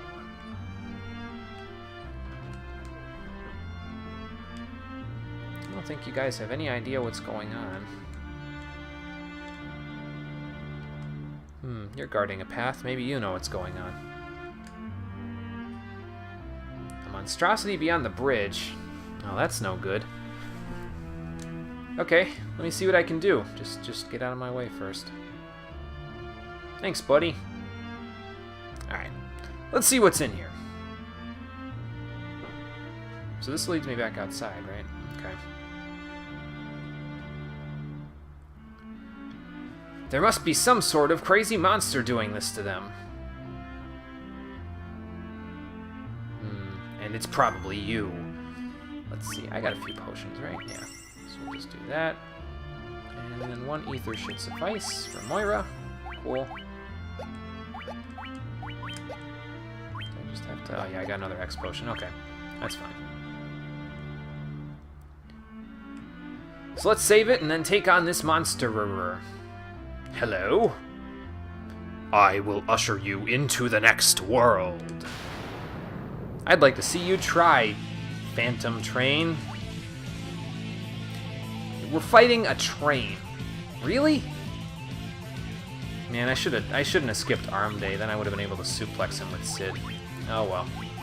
So anyway, same as usual. We're gonna haste Temper Saber. He has a special attack called Acid Rain that basically inflicts like 300-ish damage, I think, to your entire party. So we'll use Protera and Invisora, but I'm primarily concerned with Acid Rain dealing most of the damage here.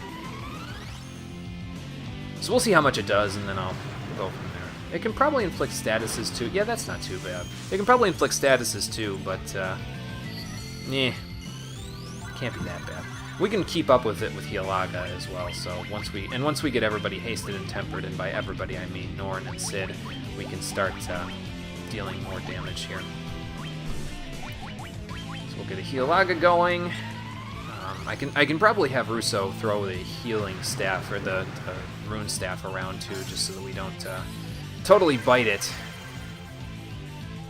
Yeah, we're not going to bite it after that. So we'll have Norn and Sid attack. We'll have Russo use the rune staff, and we'll have Moira just keep spamming Healaga, and we should be fine. He's got about 10,000 HP, so it's nothing you can't really handle at this point. I mean, his attacks do his Acid Rain does a lot of damage. I think he spams it every turn, but yeah, we can handle it. Just keep yourself healthy and keep yourself alive, and you'll be okay.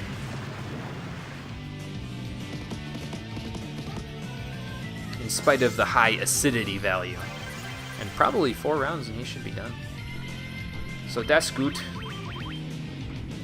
He is undead, so I could have Russo using the Sun Sword to deal lots of damage to him, but it's not that worth it. Russo I kind of need to keep ahead of the healing for us, just so we can get back up to full.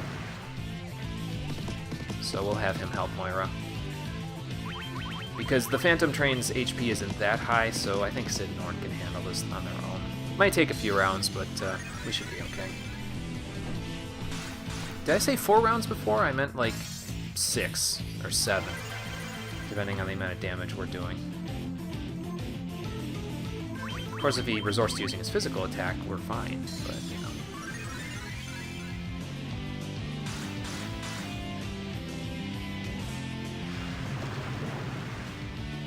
All we needed was a little bit of protection from physicals, and that's all she wrote. And after this guy, there's only one more boss left in the entire Whisperwind Cove, and it's on the 40th floor. We've still got a few puzzle floors and both of the towns left available to us, so that should help a lot. And down goes the Phantom Train. Unfortunately, I wasn't able to drop him on his head, because that would have really steamed him. I'll show myself out. No, I'm just kidding. I'm still here. And for defeating him, we obtain another Megalixir, which would be the only one we need for the final boss fight there that we have in the PSP bonus dungeon. But now we have 2, so if we ever need to, we've got 2. And the scent of flowers is carried on the breeze. Well, that's cool. So if you go north of here, you can exit the dungeon, but we don't want to do that because we want to actually continue with the dungeon and get it all done. I could use a few ethers. We got plenty of them, so I might as well use them. There we go.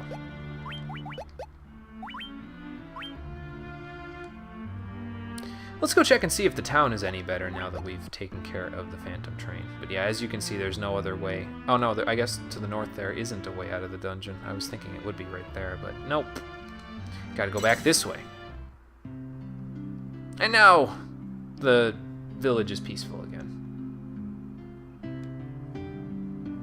Well, good for you guys. Unfortunately, there's no inn for me to rest at, like he says, but I'm glad that they lived through this whole thing.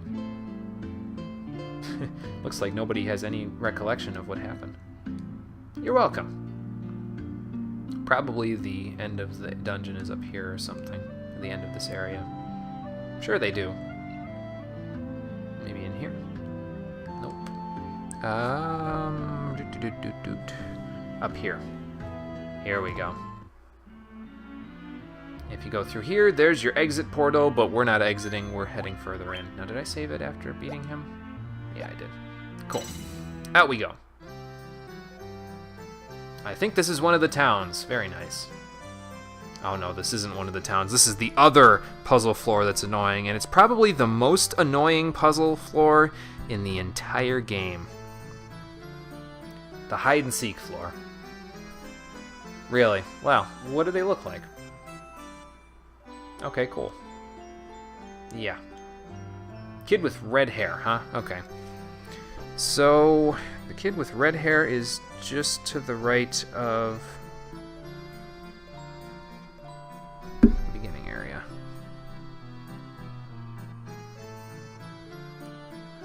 There's a black-haired kid there. He's the other one that I could see, and then there's a red-haired kid there. So I need to get to that area in the center there. Okay. We'll come back once we find him. Now here's how this works. This town is full of doors. Every door leads someplace different. There's thankfully a map showing me where each door leads over here, but you need to get to either you need to get to a certain door in order to find the kid. Now the door that I'm looking for is either number 11 or number 12. So I need to kind of plan my route out here a little bit. I have access to 16, 18, or 19 if I do this. 16 just loops around. 19 takes me to 4.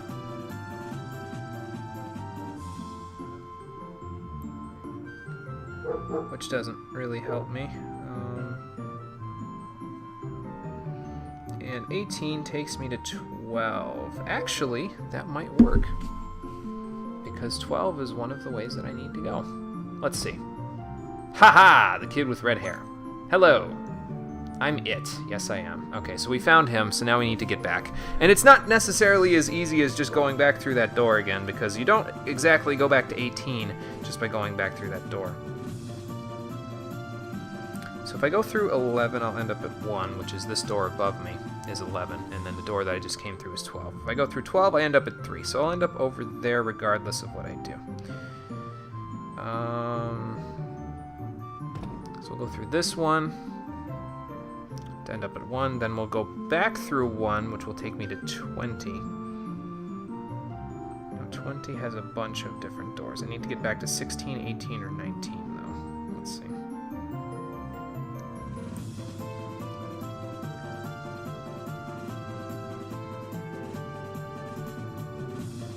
So this next one, if I go back through here, it leads to 20. No, 21. No.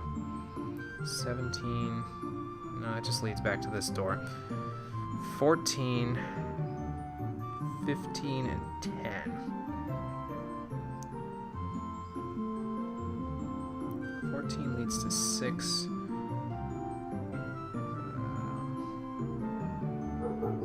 5 leads to 9. What does 8 lead to? 7. 7 leads to 8. Oh, 7 is there too.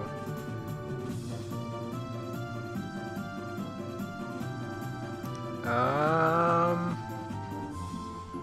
I go back through this door, I'll end up at 10. Okay, well that leads me up here. So if I go through there, that'll bring me back to 20. If I go through 14, I end up at 6. 6 is a new area, so let's go down here and go through this one. So now if we go in here, 5 leads to 9 and 6 leads to 2. 2 is a new area, so let's say we'll go there. Which one leads back to 16, 18, or 19? Unfortunately, 16 and 19 loop on themselves, so I need something that leads back to those. I need something that gets me to 13. What gets me to 13? 21? Okay, so 5 leads to 9, 6 leads to 2. 2 leads to 14. Okay, so 14 is near... Oh, I can't get back there. Okay. So if I go to 9, 9 leads to 5, 8 leads to 7. Where does 10 lead? 10 leads to 20. And 20 is... I can get to 21 from there. So I want to go...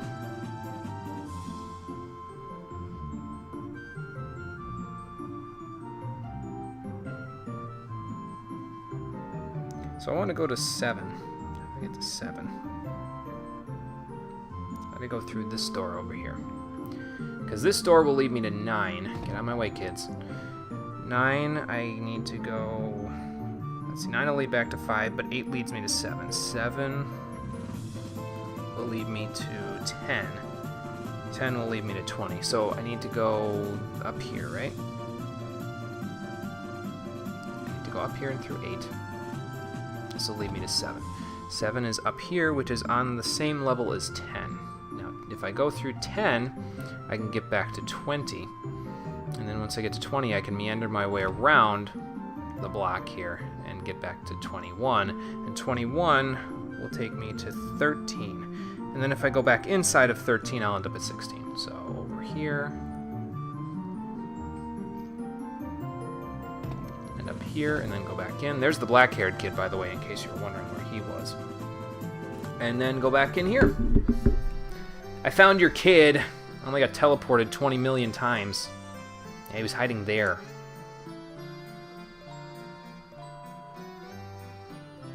Oh, okay, thanks. Bye.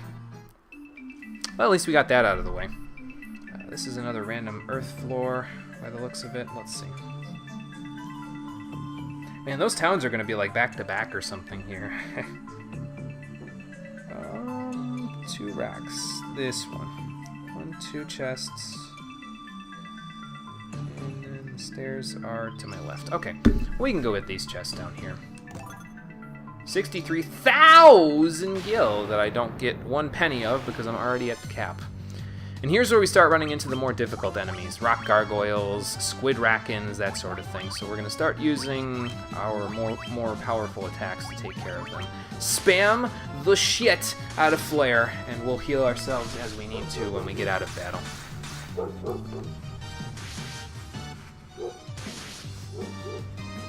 to check on what Jaeger's barking at in a moment. Okay, can you all just finish up taking your turns so I can kill you now, please? Thank you. Okay, they only got 200-ish HP. Maybe. These guys are probably some of the easier ones to deal with. Because... Oh, there's one that's still alive. Huh. Must have gotten a weird damage roll on that. Alright. Well, either way, they're dead now. So we'll keep Russo stick to the rune staff unless I really need it. And then we'll go from there. But yeah, there's one enemy that I'd like to meet down here called Squidrakins. I think I just mentioned them. They can drop a Sage's Staff, and the Sage's Staff is really nice. It gives me extra intelligence, and it also increases the effectiveness of the Holy Spell. But I won't be giving it to Moira, as you'll see very shortly. So I'm going to try to run around and see if I can find something here. Another Fairy Tonic, another Soma Drop. Oops, I didn't need to do that. So if we find them, cool. If we don't, then I tried. There you go, Moira.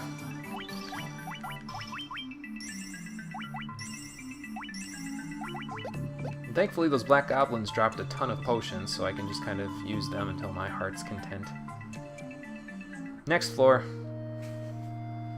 Okay, this is another one of those puzzle floors that we've got there. This is the monster graveyard, as I recall. Let's see here. Let me talk to the old man there.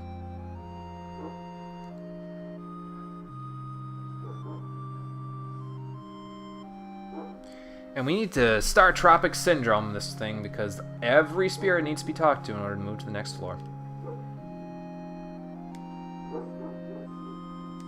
Okay, sure, why not? Light curtain, thank you. Anything but Dio, don't do it!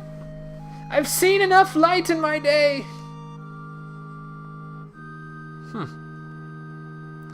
Well, now you can rest.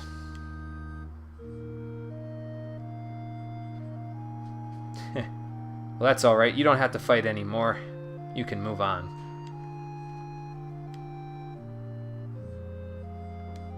Well, sure you are. You can be just as fierce in hell, Clay Golem. Well, you won't need to worry about your flesh anymore. Ooh, yeah, that's no good. I wonder if that's one of the ones that I cut down. Sorry, man. Well, why are they making fun of you? Don't let them get to you, man.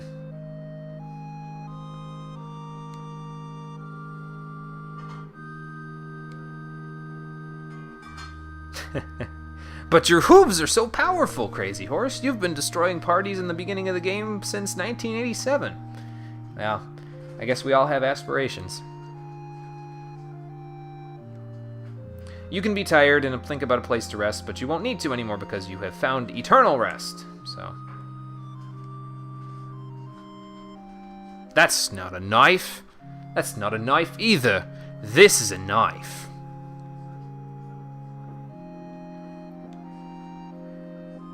Well, you just need to become an ogre mage, man. Is there like a school for that or something? Yeah, you'll get it. I'm sure you'll get it. You know, in hell. Astos, what are you doing here? You can't have your treasure back. And now we have to fight Astos again, so that's a thing. Alright, everybody just attack him. He's got the same amount of HP as he did before, so, yeah. I'll see you in hell again, Astos! Yeah, I don't think so. You're gone for good this time. Unless you come back in here, then he can fight you again, so. Well, maybe you can get an aspirin in hell. Or maybe you won't have to worry about it because you won't have to worry about your throttling pain. Aww. You're just as beautiful as the winter snow. Guess that's what you wanted to hear. Yeah, I know. Maybe one day, Goblin. Maybe one day you'll show the world what you're made of. Today's not that day, though.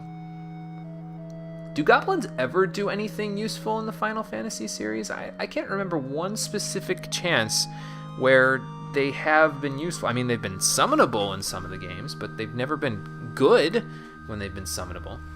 Goblin Punch is halfway okay in Final Fantasy V, but it's not a goblin using it, you know? It's the blue mage using it, so. Well, you'll get to use magic. Maybe you'll come back as a Mind Flayer. Or maybe you're that Mind Flayer that inflicted instant death on me in the ice cave. You bastard! Yeah. I know. Wasted effort, but that's okay. Your efforts were not in vain. You got to talk to the Warriors of Light after all. That's more than most people can say. I'm so full of myself. Another Giant's Tonic. Fantastic. Now, if I needed to, I won't need to find any more of those.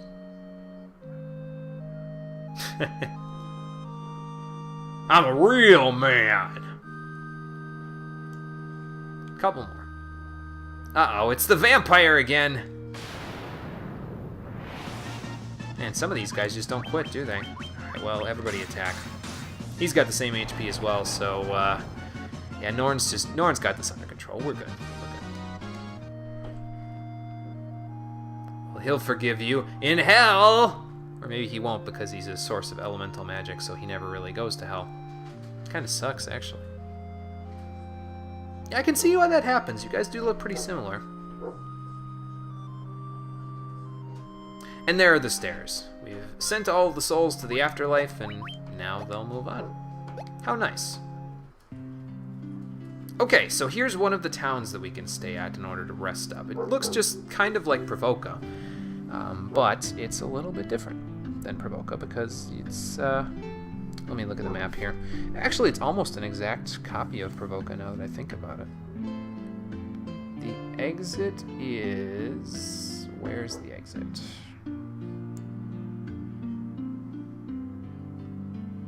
The exit is to the right of the door, I guess. So it's over here. Maybe it's inside of the inn. Do we need to rest? Well, I don't think we really... I mean, we're 5 MP short, but... How's your health plan for the inn there? 1,000 gil? Well, it's not like I don't already have it. Thank you. Okay, so there's the exit down there. Okay, that makes sense. So when we want to leave, we'll go there. But before that, we need to go and check around the town, because there's a few things that we can buy down here. Depending on which town this is, it might be the static town, or it might be the town with all the good stuff. We'll see. I think this is the town with all the good stuff, actually, so that's nice. They locked their doors for the night. Not gonna be buying anything from them. What do you have in here? Sanctuary, I don't need that.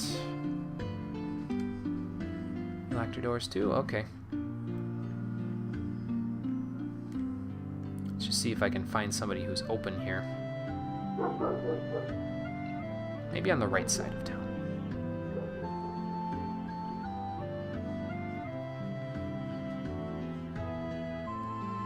Nope, you're locked up. There's an item shop. But how do I get to it? Down here. Oh wow, look at all this stuff. Hello there, what do you have? Ah, some random stuff. But he does sell elven cloaks, which is very nice because those are actually what I really would like to get here. You can get a Sage's Mitre if you'd like to go with your Sage's Surplus. It does increase intelligence, but it's not a ribbon, so I don't want it. Ooh, Warhammer, Warhammer! No, we won't do that. I mean, she could probably use an upgrade from the power staff that she has, but it's okay. So I would like to get, let's see, probably 2 elven cloaks. They're a hell of a lot of money, but it's not like I don't have it at this point anyway. That's that. I've got some Hermes shoes that I don't really need to worry about. So yeah, this is the shop that is not static. It's random depending on which floor you see it on. But those elven cloaks, yeah, much better. Lots of extra defense from the buckler that he has. A little bit of extra accuracy, actually. So that's not bad.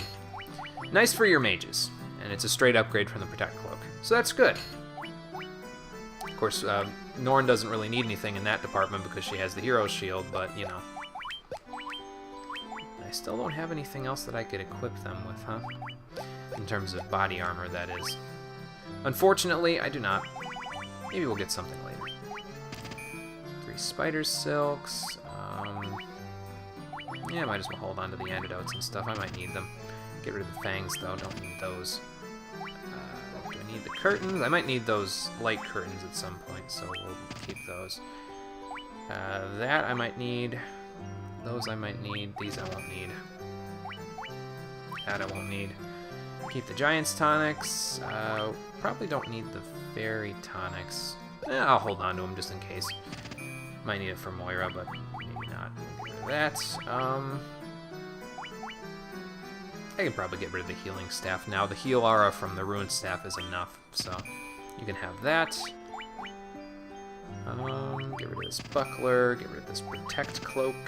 I don't need the Genji helm because I will never equip it, so there you go. And I think that's it. We got ourselves all straightened away. You know what, actually, let's sell some of those cheaper items that we've got here, like the potions and the antidotes and all that stuff. Because we really don't need them. I mean, we have remedies if we need to heal any statuses, so... And most of these statuses go away after battle anyway, other than the, you know, the stone from that we have the gold needles for. Or KO, which we have Phoenix Downs for. I'm actually not at capped gil now. Well, that's good. Okay, so let's just... Oops, I can't go that way. Let's just get back to the inn then, since there's nothing else to be done here. Oops. And then we'll head to the next floor. And this is, what, 34? Yeah, so we're pretty close to the end, actually. We'll get another town between here and the end. And we might be able to find the Squid Raken for the Sage's Staff, but maybe not. Here's the other town, actually. Now, all of these people are mages. This one sells black magic. I think they all sell black magic now that I think about it. So if there's any spells that you haven't filled your slots out with yet, it's probably worth it to grab it, but I already have all the spells that I need, so I don't really need them that badly. Which town is this? This one. Here we go. There's 1, 2, 3 treasure chests all in the corners there. Is there anything I actually want to buy here now? I guess I could.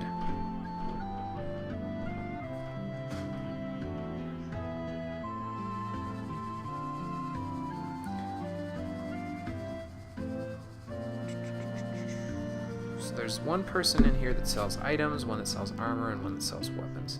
So we'll have a look. Luck plus, nice. No thank you, I'm good on white magic.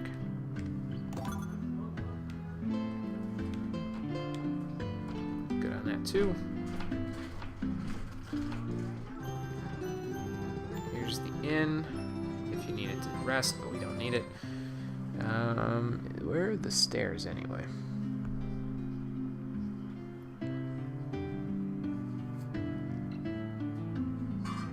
I don't know, but I do know that there is another treasure chest straight north of me here.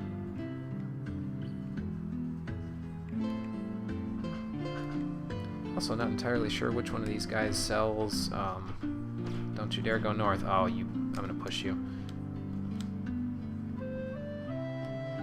I'm gonna push you because I got places to be and people to see. Keep going. Okay, that's fine. Another silver apple, nice. No, thank you. I don't know which ones sell the weapons and armor. Probably the ones that are further down here, because there is another door that you can go through over here, I think. Although I don't know if that door is just the one that leads to the next floor or not. So maybe it's inside of there that you can go to the next floor. Lots of good items here, though, including a Zephyr Cape, which is very good. I don't think anybody can really benefit too much from it, though, at this point, because I already bought these Elven Cloaks. It's slightly less defense and accuracy, but it gives a lot more evasion, so that's pretty nice. But, yeah, we're good with the cloaks that we've got. That's fine. I did get a few other items, though, here. So we got a Silver Apple, a Soma Drop, and a Luck Plus. I'm going to give Norn the Luck Plus because she already has tons of luck, so let's just compound that and give her even more. Here's a Silver Apple for Cid, and then a Soma Drop for Moira. Okay, that takes care of that. Now, let's go check out that shop, maybe. The only thing that's there that I might want to get is you can buy extra white and black robes there, so I might want to buy a white robe from Moira so that I can give the Sage's Surplus over to Russo, and then I can give his diamond armlet to Cid, because Cid's the one that needs more defense than anybody else in the party at this point. Because this is exclusive, right? Yeah, White Wizard exclusive. Okay. I'm going to save right here just in case I go in there and then I end up on the next floor. Okay, that's what I thought. Let me reset real quick, because there are some people that I would like to buy the items from, so. Anybody that's like particular that's standing in a row or something? Or maybe they're in the inn. That's also a possibility. Well, let's go check around.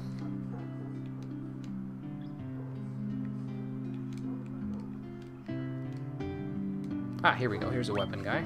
I don't think I need any of these weapons, though. I pretty much got all that I need in one of each, so...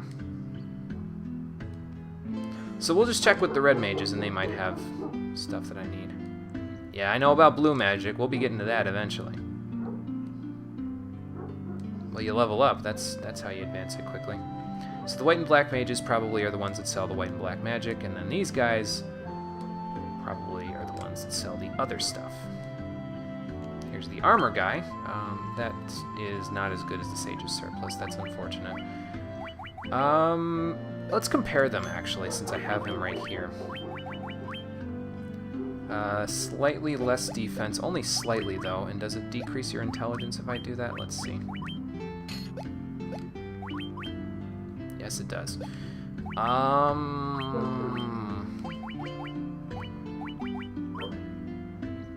That decreases your defense quite a bit. Well, everybody would be about even if I did that.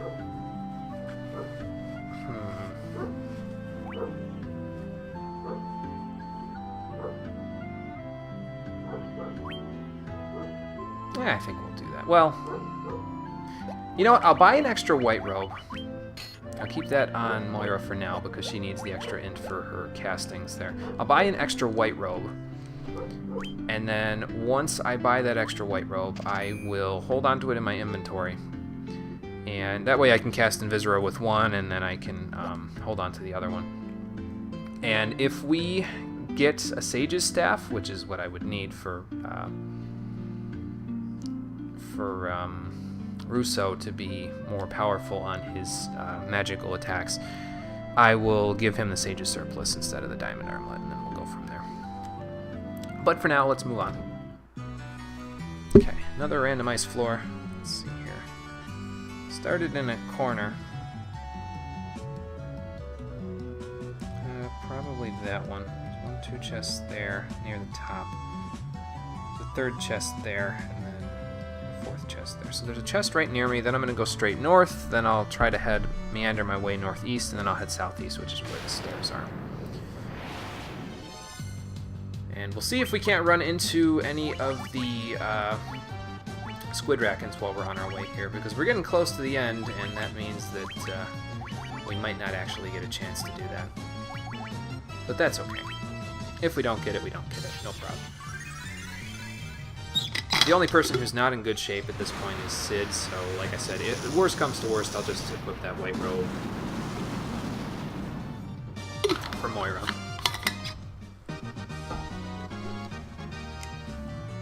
Actually, you know what? I'm going to do that right now. It'll benefit the party in the long run, so...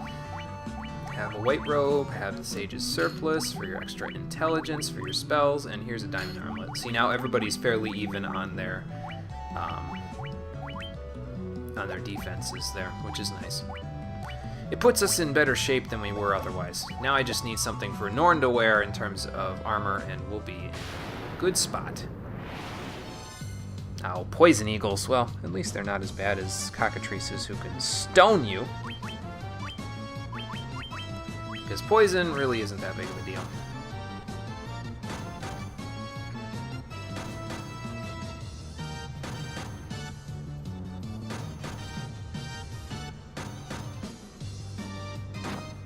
Are you done? Well, you're done now, because I'm killing you! At least they all attacked before I got my Rune Staff off.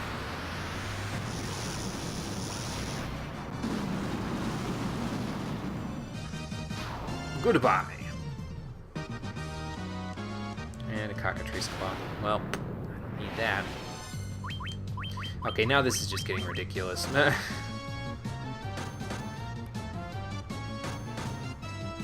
I wonder who wouldn't have the ribbons for this when they came in here at this point. I mean, I guess if you didn't do Hellfire Chasm before you came in here, you might have a little bit of trouble with the Poison Eagles because they might be able to poison whoever you don't have a ribbon with, but I already took care of all that, so it's not even a problem. So let's see what's in this chest. Dry ether. Okay, thank you. So now I need to go straight up with a slight emphasis on... No, actually, just straight up will work. Okay, here's the squid drakens that I was talking about. They don't have too much HP from what I understand, but they can mind blast you if you're not careful in terms of having ribbons together. But we have enough ribbons to really basically make their attacks moot point. I wonder if they die from the Judgment Staff. I guess we're gonna find out. Oh, I still got paralyzed through that. Yeah, the ribbons and stuff, they give you resistance, but it doesn't give you complete immunity to the statuses. If you get unlucky, you can still get completely wrecked by stuff. So, thankfully we didn't get unlucky, so... Okay, so that means that Russo's going to need to join into the offense in order for things to go smoothly here. That's fine. When we fight squid drakens, that is. Otherwise, we're okay. Uh-oh, black dragons. These guys are a little bit tougher, I think. These are the ones that can cast kill on you, so... We'll just do what we did before, because they have some HP, but they don't have huge amounts.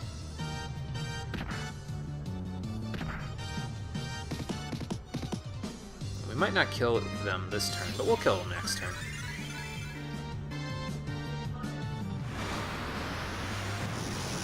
And I think from here it's pretty much smooth sailing. I think we might have one puzzle floor left in the rolls, but other than that, I think we're practically done.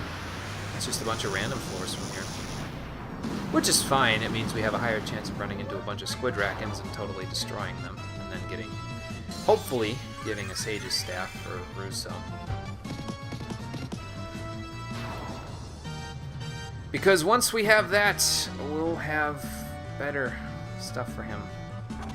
There's a reason why I want to get the Sage's Staff specifically for him, even though he can't cast Holy, though, and I'll tell you what that is eventually. Ragnarok and Judgment Staff. That should take care of him. Uh-oh, kill! Nope. Not happening.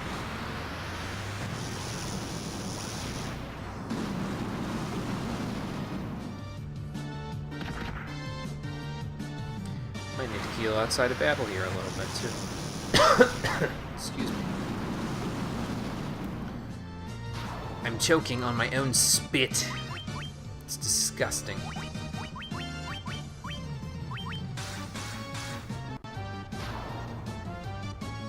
They got a little bit more HP, don't they? Oh, they're gonna get me back to the cap on Gil very quickly. Never mind, that did it right there. Okay. So we need to get to that room that I just saw over there, because over there is 1 and 2 chests. And then, once we get there, we'll just head to the southeast, and that'll get us all done.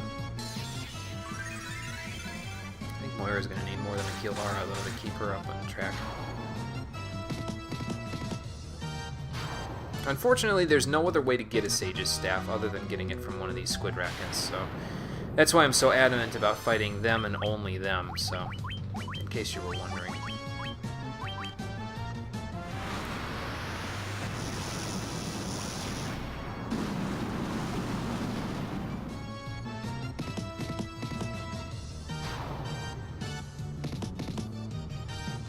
That's some halfway decent damage you got there, Reaper.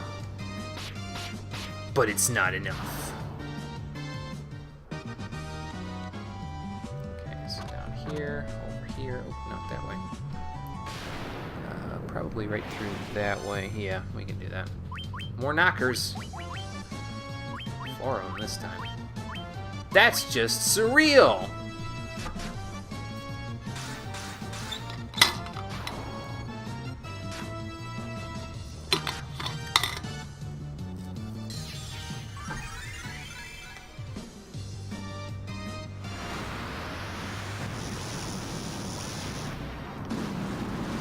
Basement 36.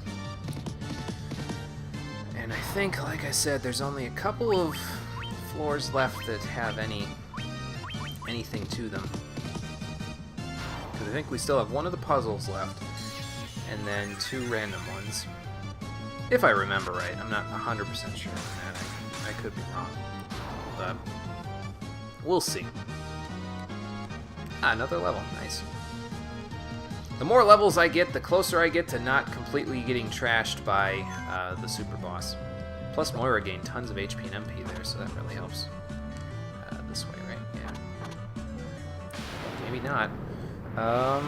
This is a dead end. Undergrounder. What you got, Undergrounder?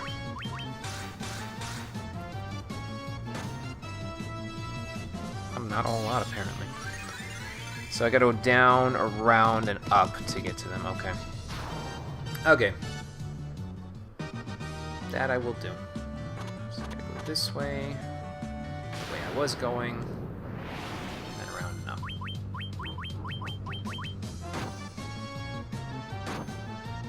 Now aren't you glad I bought those elven cloaks? They're so nice.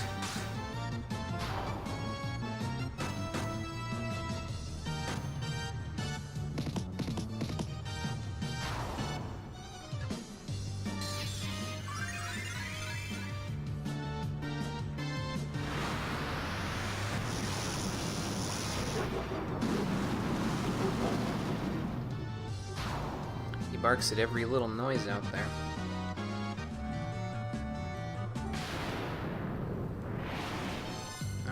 Yeah, it's this part right here. Okay, so some of you guys didn't die the last time here, so let's do that, and that, and that. Nope. Kind of surprised that Norn's getting hit there, considering her, she has so much evasion, but I suppose it can happen.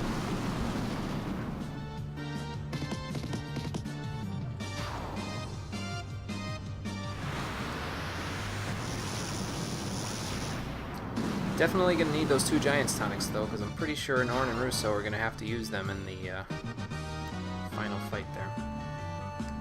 So this way, there's the stairs right there, but we're gonna go up first just so that I have a chance of fighting more of these guys, basically. Rune Staff. Excuse me.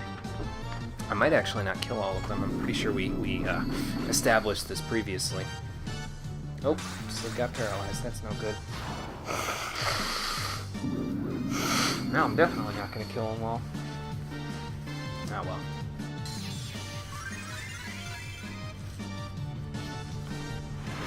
We'll get him next turn.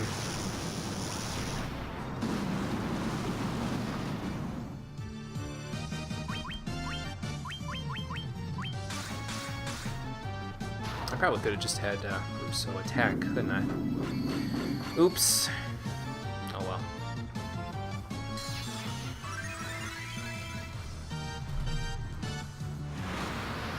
It's dead anyway. Drop your staff, please? Yeah, not quite. The encounter rate is ridiculous in here, man.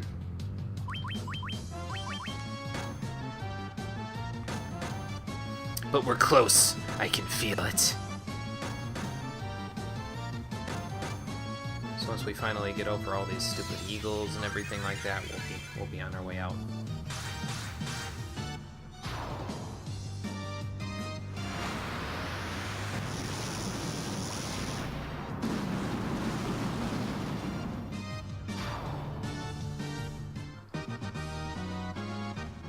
Now, if only the Squidrakons could drop their staff just as often as the cockatrices drop their claws for me, then maybe we'd be in better shape.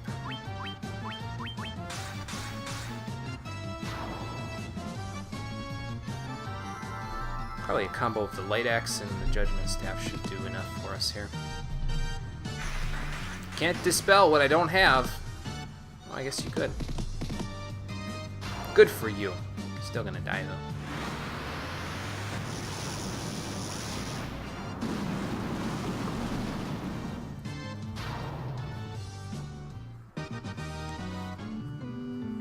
I don't even know necessarily that the spell works the same way as I'm thinking it does in this version of the game. It might, but it might not at the same time. Could use a little healing.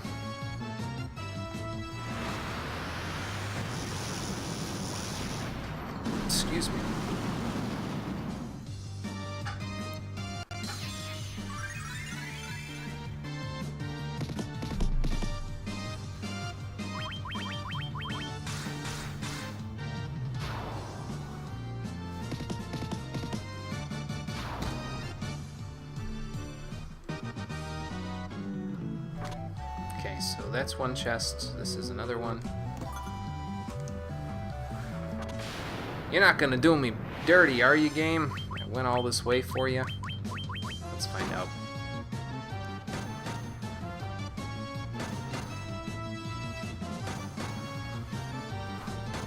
Just block them with your shield, Norn. Jesus. Russo and Moira have it down. They can block with their capes.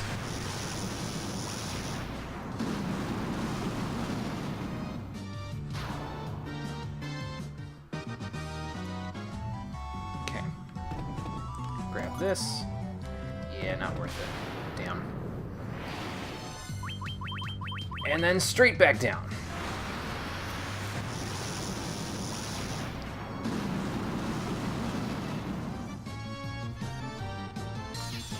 And actually, we're ahead of schedule here because I said we'd probably only get the first 30 floors done. But if we go for a little bit of time on today's stream, which is not all that unusual because yesterday's took like 2.5 hours, so this one taking the same amount of time is just fine. But if we go for a little bit of length on this one, we're basically going to be able to be done potentially tomorrow, depending on how well we do with the Labyrinth of Time there.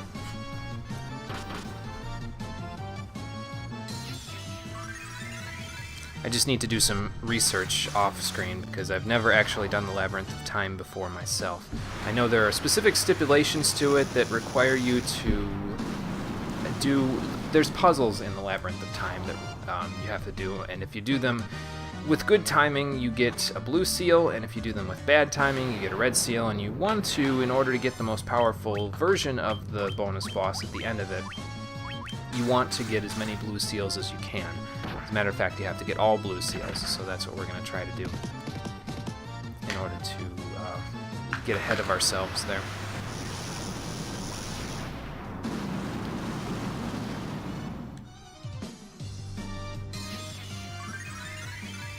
And if we can get that done in one go, then that'll be fine. Then we'll be able to move ourselves on to the final boss and beat the game tomorrow, and then we can move on to something new on Sunday. If that's the case, though, I might have to...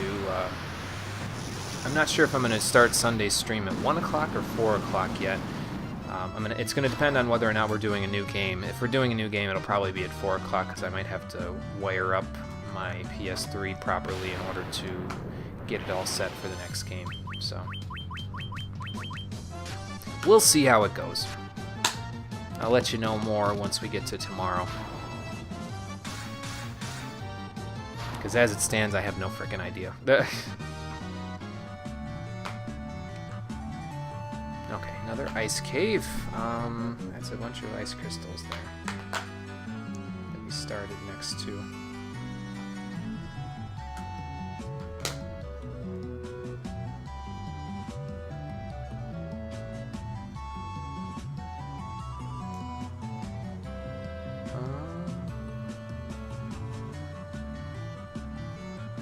The big open area one? Maybe. Yeah, it's the big open area one. So there's 1, 2, 3, 4 chests. And then 5 chests actually, and the exit is to my left. So go 1, 2, 3, 4, 5, and then go back around.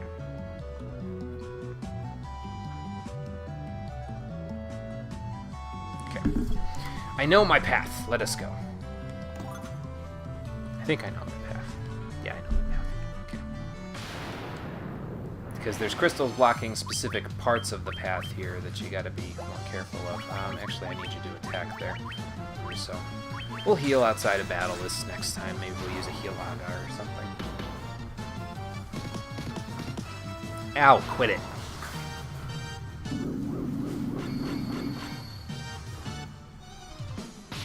That's alright. Because he's going to die. Drop your staff, please. So one-minded here. One-track mind. Aha! We got one, a sage's staff. Okay, now we can just go wherever I want to go here. I guess we could check around for the chest, though, just so that, in case I find something for Norn to equip instead of the ruby armlet that she's had for the entire game. I don't think there's hardly anything in here that would qualify as something I'd want to equip there, but I guess it's better to check than to just leave it alone, you know.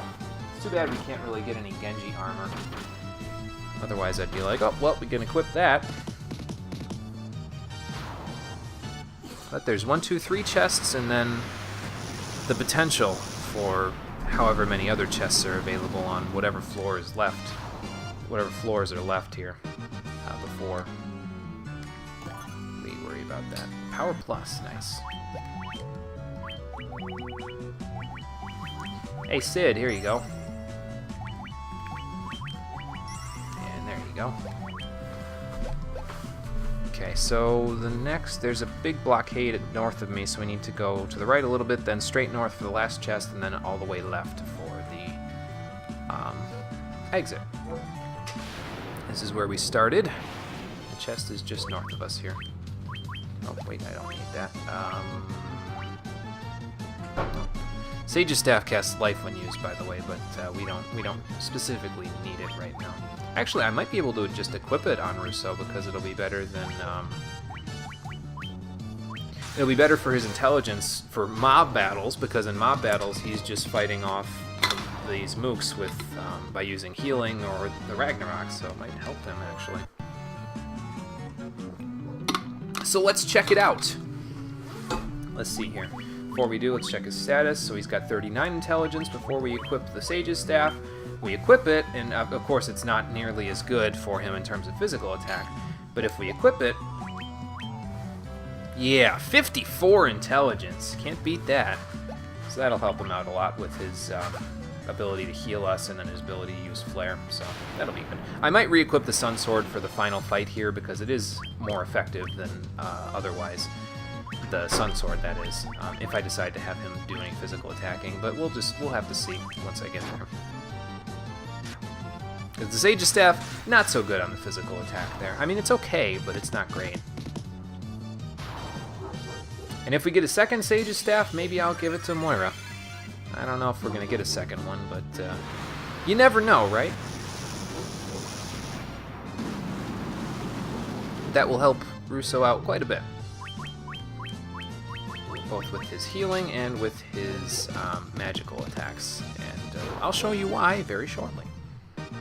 Once we find the final boss here. Let me sort my items real quick. Okay, there we go. Last chest has a speed drink in it. Okay. Who needs the speed? 36, 27, 25, 20. I'm going to give that to Sid, actually. He could probably use it. What do you mean? Oh, temporarily raised agility. I was thinking it was a speed plus. My bad. Okay, so now if I go straight to the left and then straight down, yeah, I'll be there. Okay, cool. Oops, not that one. There we go. Let me see what Jaeger's barking about. Hold on a second.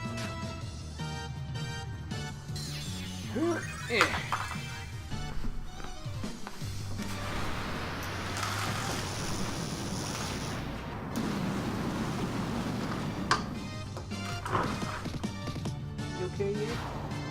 You okay? It's alright. I know it's snowing. We'll come get you in a little while. You said to make sure you ate and you did your business, okay?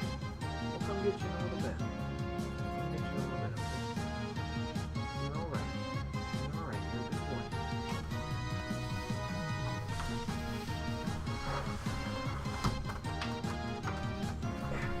Blind open for him so he can see me.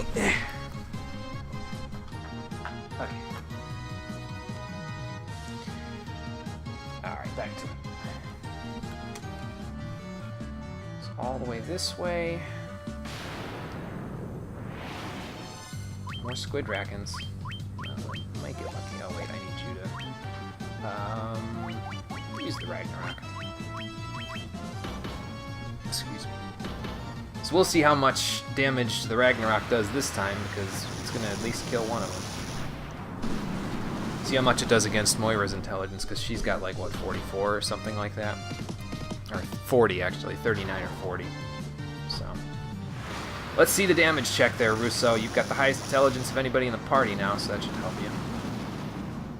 Yeah, look at that damage. 550 per enemy. That's not bad at all. Okay. Get to those stairs, and then the last floor before we have to finish this all out. That's even more damage with the Ragnarok or the Judgment Staff than Moira's been doing. Russo's coming into his own here, ladies and gentlemen. Excuse me. Keep choking on my own spit. I need to take a drink of water, probably. That'll help. Come on, make it. Ha! Oh no, this is the 38th floor. Okay. Well, 2 more isn't bad. But this is the world map floor. I thought there was only one in Hellfire Chasm, but it turns out there's also one here. This one is fairly straightforward because there's only one of them, but there's plenty of treasure to pick up all over the place, so we'll probably go do that too. Just because we can. I don't know why the treasures are randomly stuck out here, but you know, I should probably sort my items real quick, just in case. Whoever heard of treasure chests being out on the world map anyway? Actually, I'm gonna have you switch to the Judgment Staff since you have higher intelligence now, and then Moira, you can use the Rune Staff. Should keep things rolling a little bit quicker here because of the fact that we're doing so much damage with our attacks now. Yeah, look at that. He just killed one of them by himself. Like, come on now. How can you beat that?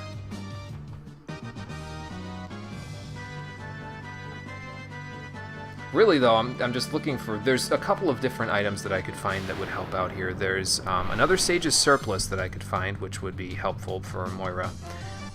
But in addition to that, you can also find a White Wizard exclusive item called the Light Robe, I believe it is, which does similar things as what the Sage's Surplus does in terms of the intelligence boost that it gives you, but it also, I think, has better defenses than the Sage's Surplus does. So, if I can find it, it'll be useful to me. If I can't, well, oh well. I tried.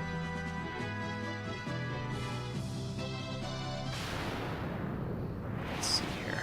So there's a chest down here, and there's a chest off to my right there. And that Sekret guy hit pretty hard, didn't he? And those trolls can heal their health. Okay. Yeah, I probably want to take him out AQ, AP. So we'll do this and that. And we might be able to get the Earth Trolls in one go with Russo's Judgment Staff there, so just the fact that the Sekret was alive wasn't a big deal, or the fact that we didn't attack the Earth Trolls in addition to the Sekret is just fine. So there's one chest off to my right, or not my right, my left there all the way, top left corner. Then we need to follow a river, and then there's 2 chests past the river, and then our exit. And then it's the last floor before the very end. Captain.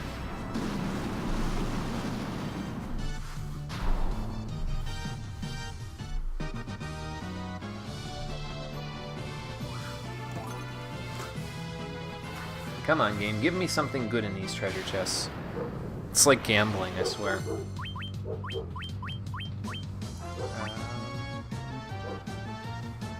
Maybe if we use, like, the Mage's Staff. Well, no, it's not that worth it. Ow! And that's why it's not worth it, because we gotta keep our HP up just in case they start hitting us pretty hard.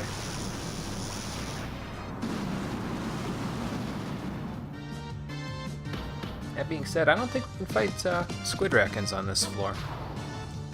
Because all I've been finding are these Earth Trolls and Sekrets. Could be wrong, though.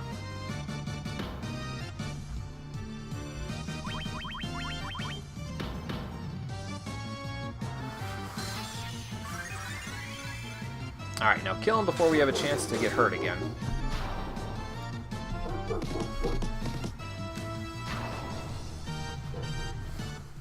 Something on the other side of the yard there.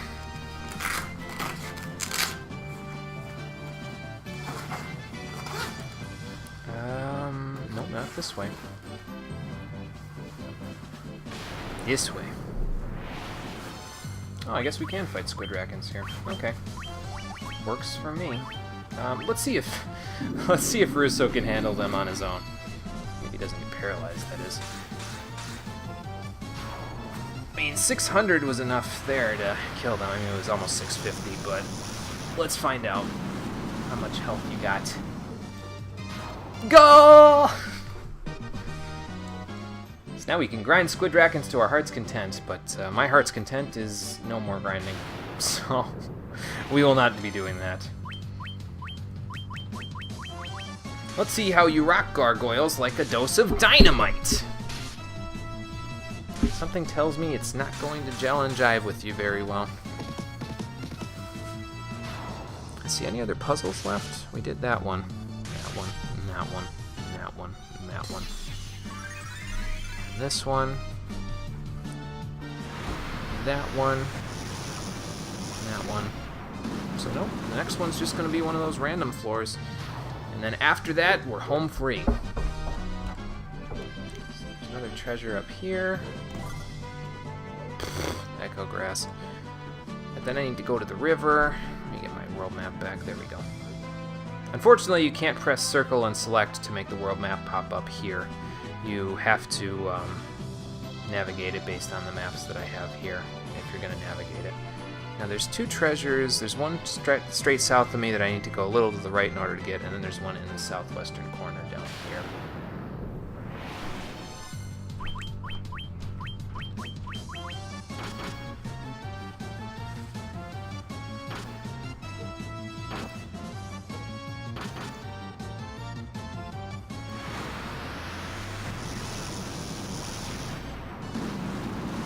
You're all wet now. You're all wet. Oh. Still snowing out there. That ain't good. And it could be good depending on the weather conditions. I could have the day off of work tomorrow. Although, that could be good or bad depending on who you talk to, because I don't get paid for days that they close. Must have been bad somewhere, though, because, I mean, they closed off a lot of the after-school activities today for some of the schools. The city workers got sent home early. So I don't know. Oops. Yeah, take the treasure before you leave. Get another dry ether. That's okay. We didn't really need that badly.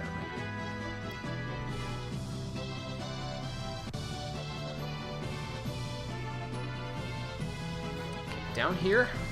To my left for another treasure. It'll be the last one on this floor, and then to the right is the exit.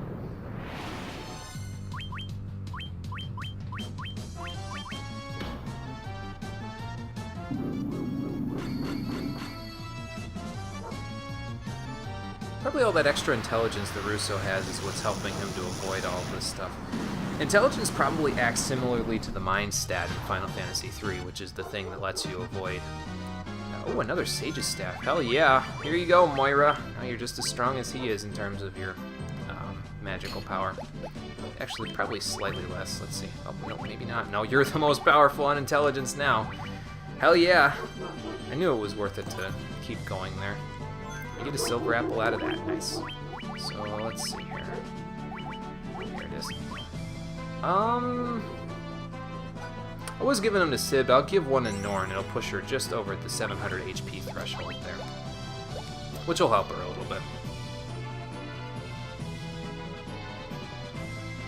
And here's this hole in the ground, which is our exit. And last floor, random floor from the Marsh Cave areas. Let's see here. Pillars. And pillars. That is this one. There's two treasure chests near me. One treasure chest above this room that's next to me. And a long, narrow hallway that I don't want to go back down. So I'm going to go get the chests there. I'll meander back this way to get those chests in the other treasure room, and then the stairs are right there. Sound like a plan? Good. Let's do it. And here is another Soma drop. And then a golden apple. Ooh. Silver apples give you 5 HP, but golden apples give you 10, so that's really nice. That should help out a lot. Here we go, Judgment Staff, and Grim Staff should be right here. There we go. So we can finally get rid of that Power Staff that Moira's got going on there. And as you can see, that makes a pretty big difference in her healing. It's like 20 extra HP that she feels with all that extra intelligence there, which is pretty nice. It also means that she'll be doing a lot of damage with the Holy Spell if I need her to be doing any offensive DPS. Which, I mean, she can cast Holy, but it's usually not that worth it to cast Holy because it costs so much MP. We'll find a different way of getting Holy to work eventually here. Not quite yet, but eventually. That, and then use the Mage's Staff. Because they're weak to both Dia and Fire, so this should help complement the nuke that I'm throwing at them fairly well.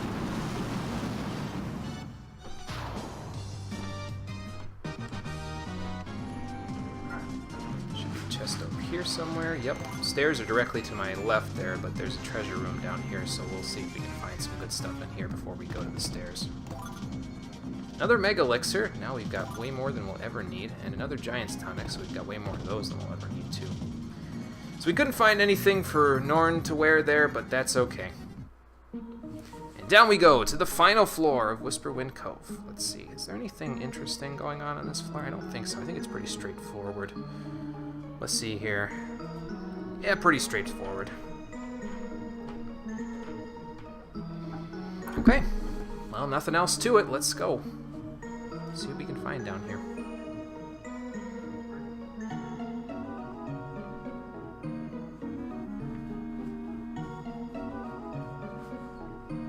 Oh, I see another boss. I think this just goes back around, right? Oh, well, I guess it almost does. Alright, so we'll use one of these high potions just so that it's not, our inventory isn't totally stacked full of them. That's one thing I don't like. I don't like it when you get the treasure chests and it's like, you can't carry any more of this item, because then it makes me want to use the items that I can't carry any more of. Give you a little bit of extra MP. Use the golden apple on Norn to get her up on some extra HP. Use another high potion on her. Sort my items one last time, and then we need MP, MP, and MP. So we need a little bit of MP. Okay, now we're good. To take on the final enemy in the Whisperwind Cove. Who are you? Man, we went from Funga to Gra. Against Deathgaze, the final enemy of this area. So, let's see here. It's just basically the same as usual. Now, the thing with Deathgaze is that he, being an enemy with the word death in his name, can cast a bunch of different death spells on you. So he has Kill, he has Actual Death Spell, and he has Dispel. Those are his major three things that you gotta watch out for while you're fighting him. But it's not too bad. He has pretty good defense, but he doesn't have huge HP. And he is weak to Fire and Dia because he's undead, so that helps out with taking care of all this a lot. I'm going to use one of those Lunar Curtains that I've got so that I can cast Null Death. Oh, I've only got one Lunar Curtain. Okay, well, we'll use it so that we can cast Null Death. That Dispel ain't going to help you because I'm about to be undispelled right now.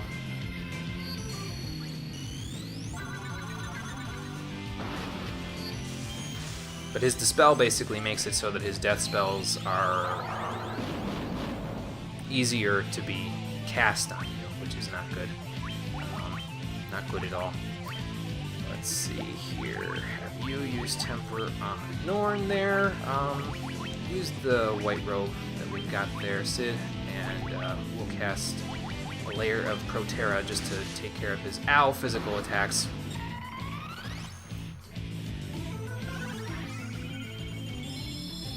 Because his physical attacks hit pretty damn hard, which is not good for us. But we'll figure it out. I think at this point we just start attacking. Actually, I'm going to see if I can get Norn to go first so she can toss out an X potion. I'll start spamming Healaga, but we might be able to do that. So, get another layer of Proterra on us there. Sid, try attacking, and then Healaga time.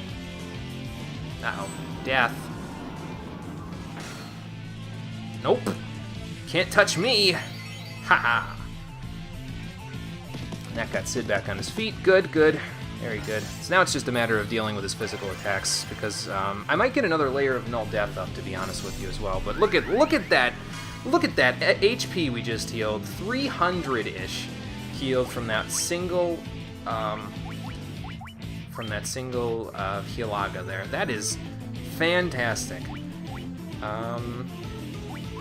Yeah, just keep going like this. We could use the Sun Sword on him, like I said, but I think we're okay to keep doing what we're doing here. We'll be fine. He's got a lot of defense, but I don't think it's going to be that huge of a deal.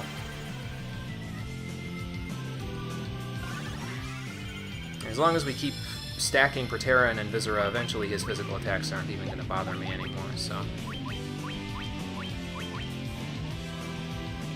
As far as kill goes, well, that one is a little bit scarier because it has higher accuracy than death.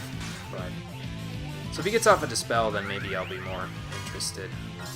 And by interested, I of course mean want to do something about it.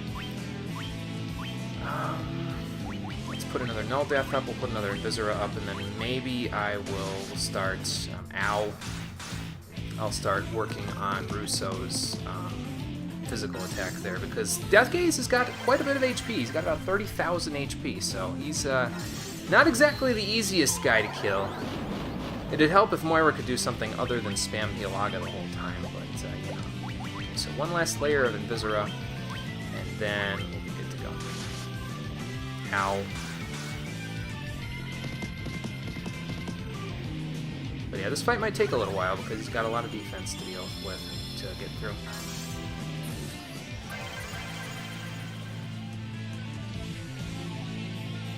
Okay, so let us, now that we've got those layers up, let's haste you. We will probably temper and maybe even saber as well for Russo there. Because if I equip him with the Sun Sword, he'll have a jolly good time fighting Death Gaze here. He'll be able to do quite a bit of damage with that Sun Sword. Sun Blade. You know what I mean. So now temper, attack, and spam Healaga. We may eventually, like I said, use Mega Elixir if we have to here. But I'm hoping we don't have to resort to that point, but we might. Depends on how long the fight goes for.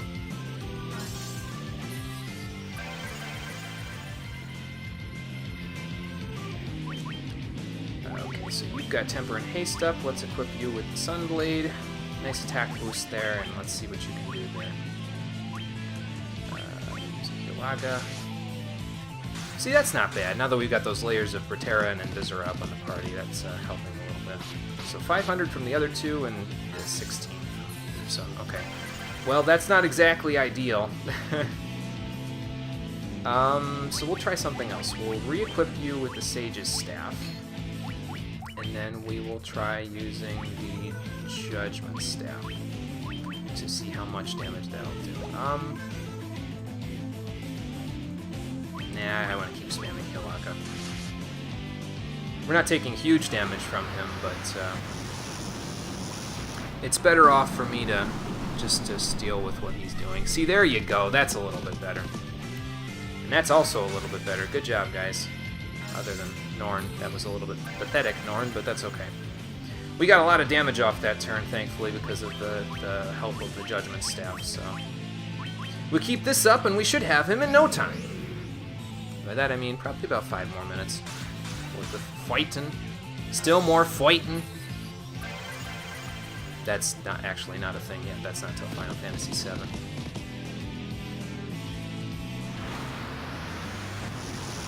It's unfortunate that Russo doesn't really have a better attacking option for this fight, but don't you worry, we're going to get a better attacking option for him very shortly.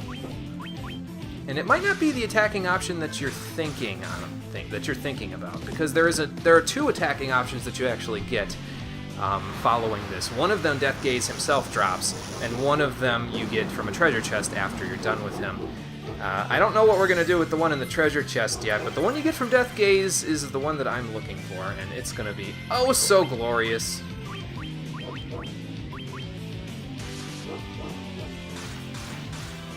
But that's not yet, so we'll get there. I think I'm gonna have Norn use Saber. All in agreement for that? I think we can be in agreement for that. Because this is gonna take a little while if she doesn't have the extra attack power. Because all she's got right now is Temper and Haste on her, so... Might as well do some Giant's Gloves on that, and we'll be in better shape. Ha! You cannot touch me, I have a cape!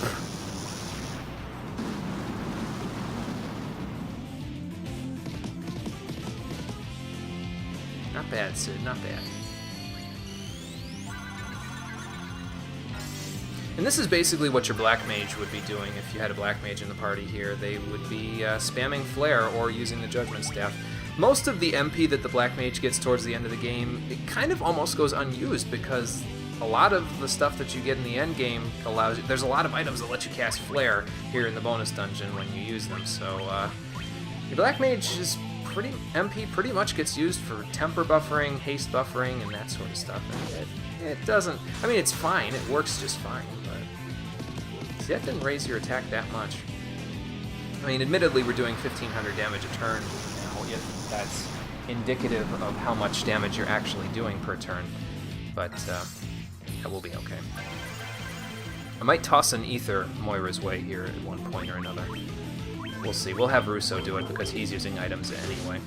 So, ow. Maybe we'll switch that to an elixir.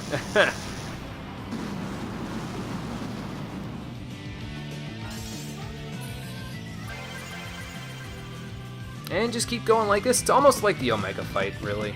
Except instead of an AoE attack that deals 300, 400 damage to your party that you can solve with Healaga anyway, you have a bunch of attacks that could instantly kill you instead. What am I looking for? An elixir? I don't have an elixir. I have a Mega Elixir, though. I have Dry Ethers, though, too, so let's just use that. Ha! And then we'll resume the offense after that.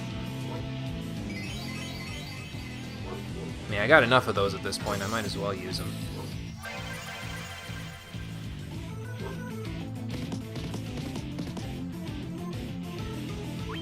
Okay, resume the offense there, Russo.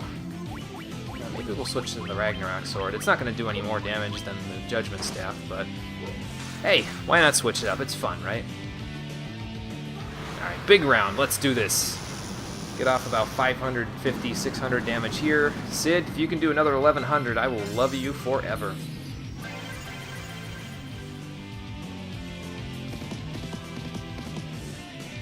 It's not quite it, but that's still good.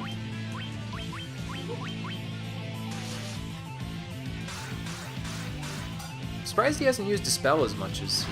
I'm not sure, really, if he uses Dispel all that much, because to be honest with you, when I fought him in the GBA version of this game, I just spammed Temper with my Black Mage until my Knight dealt about 4,000 damage a pop to him, so, not resorting to those tactics this time. We'll get him with what we've got here. That was also, of course, because I went hunting around in the Cove for like all the best items in the game, so that probably helped out a lot.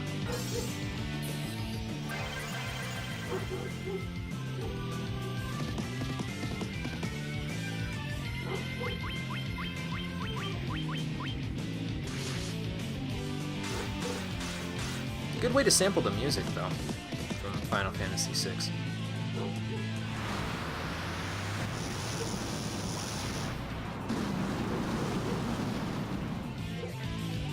That's his whiny bark. That's his I want to come in the house, it's too cold out here bark. I hope he did all of his business before we bring him in like that. The other good thing about Dispel, or bad thing depending on if you're the one to use it or if your enemies are the one to use it, is that it has kind of low accuracy considering it's a spell that's supposed to just get rid of positive status buffs. You'd think if they had them, it just wouldn't miss, but apparently in Final Fantasy I that's not how it works, so...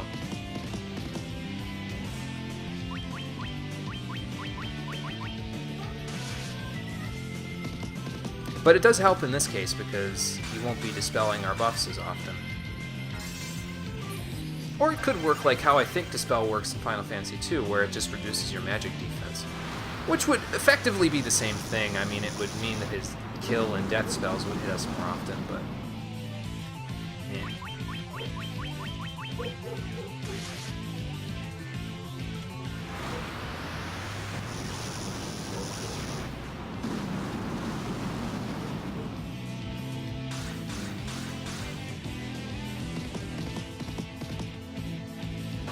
Ha! Gotcha, Death Gaze. Didn't think that 394 would be enough, but we got him. All right. And for defeating Death Gaze, we get the best sword for the Red Wizard in the game, the Lightbringer. Very powerful attacking option for Russo. Just from equipping it to him, look at that extra damage that he's got there. Now, the only thing about it is that it casts Holy when it's used as an item. Now, there are benefits to equipping it and benefits to not equipping it. The Sage's Staff gives him the extra intelligence. Like, I'll show you his stats here. And basically what the Lightbringer does is it increases all of his stats by 7. Except for his luck. His luck doesn't go up. I think it does that for his agility too. Let's see what his agility was before that. Hold on. Yeah, all stats by 7, which is pretty nice for him. The only other thing is that it casts Holy when it's used as an item. So if I keep it in my items inventory, I can use that to cast Holy. And with the Sage's Staff equipped on both Moira and Russo, either one of them can get the benefit of the extra damage that you get out of casting Holy from having the Sage's Staff equipped, because the Sage's Staff doubles the damage that you do with Holy. So if you thought that the Judgment Staff was ridiculous and I was using it with Russo there, oh boy, just you wait, it's going to get even more ridiculous. But we got to step on this portal now in order to pop over here to the other side of this room. There's your way out right there, but before we go there, we need to go into here and grab the Ultima weapon from this treasure chest. Just like in other Final Fantasies, the Ultima weapon is linked to your HP in terms of how much damage it does. If you have maximum HP, it deals huge damage, but if you don't, well, it doesn't deal as much damage. So it's good. It's probably a good upgrade for... I mean, look at the damage that it does there. It's pretty ridiculous if you upgrade straight from the Mass Immune there. I think any class can equip it, too, even the Monk. Yeah, look at that. It's incredible, but... of course, it's linked, like I said, to your HP. So if your HP is low, it might not help you. And if your enemies are using AoE attacks on you every single turn, your HP is going to be kind of low. So I don't know if we're going to use that or not yet. I'll figure it out by the time we get to the Labyrinth of Time there, which will be the next one, the next stream. So we did everything we needed to in Whisperwind Cove. We actually got one more Sage's Staff than I wanted, so that's pretty cool. Norn is still missing some better armor, but that's all right. Let's head out of here.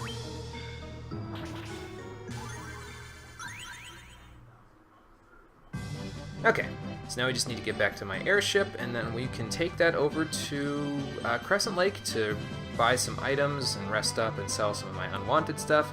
And then after that, we need to take the airship all the way over to the Chaos Shrine, because that's where the Labyrinth of Time is, and that is what we're going to be doing there.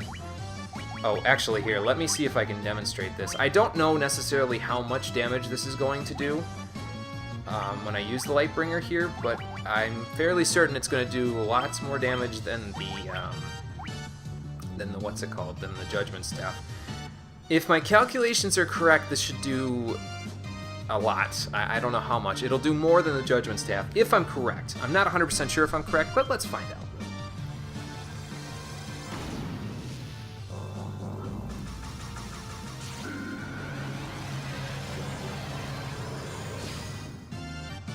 Well, it's more than it was. It wasn't what I was expecting it to be. I was expecting about 800 damage out of a Holy, but that is definitely more than the Judgment Staff. And, I mean, it costs nothing for me to do that, so... the only thing it costs is my time, because Holy's casting animation is even longer than Flare's!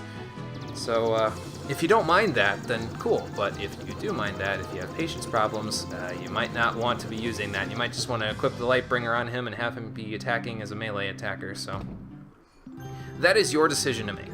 My decision to make right now is to rest in an inn.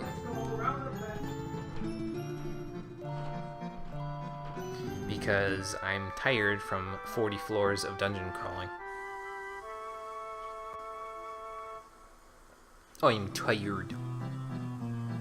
But Great Wind, Biotic God.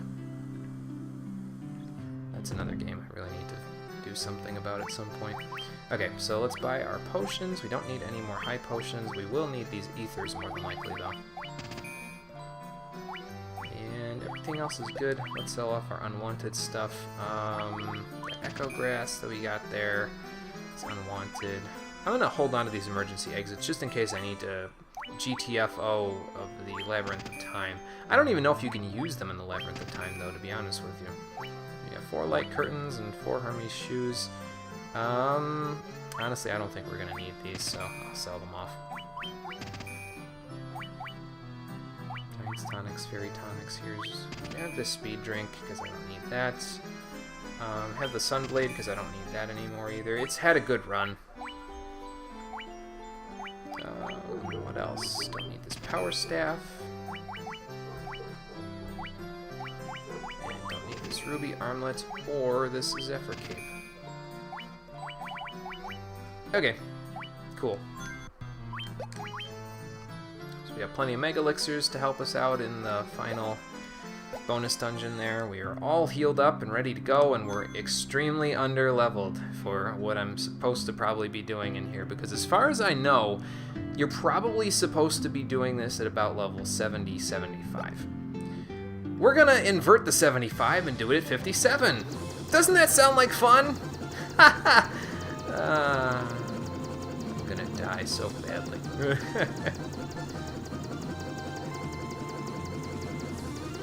But anyway, we had a fun long session here today, and now we're gonna end it off by going into the Chaos Shrine. Of course, the enemies had to attack me one last time, so... One last Mage's Staff for old time's sake. See how much this does now. 200! Holy cow! That's powerful! Nice and powerful. Okay, so as we said before, the Chaos Shrine in the past is in there. We're not going in there. We're going up here. Bye-bye.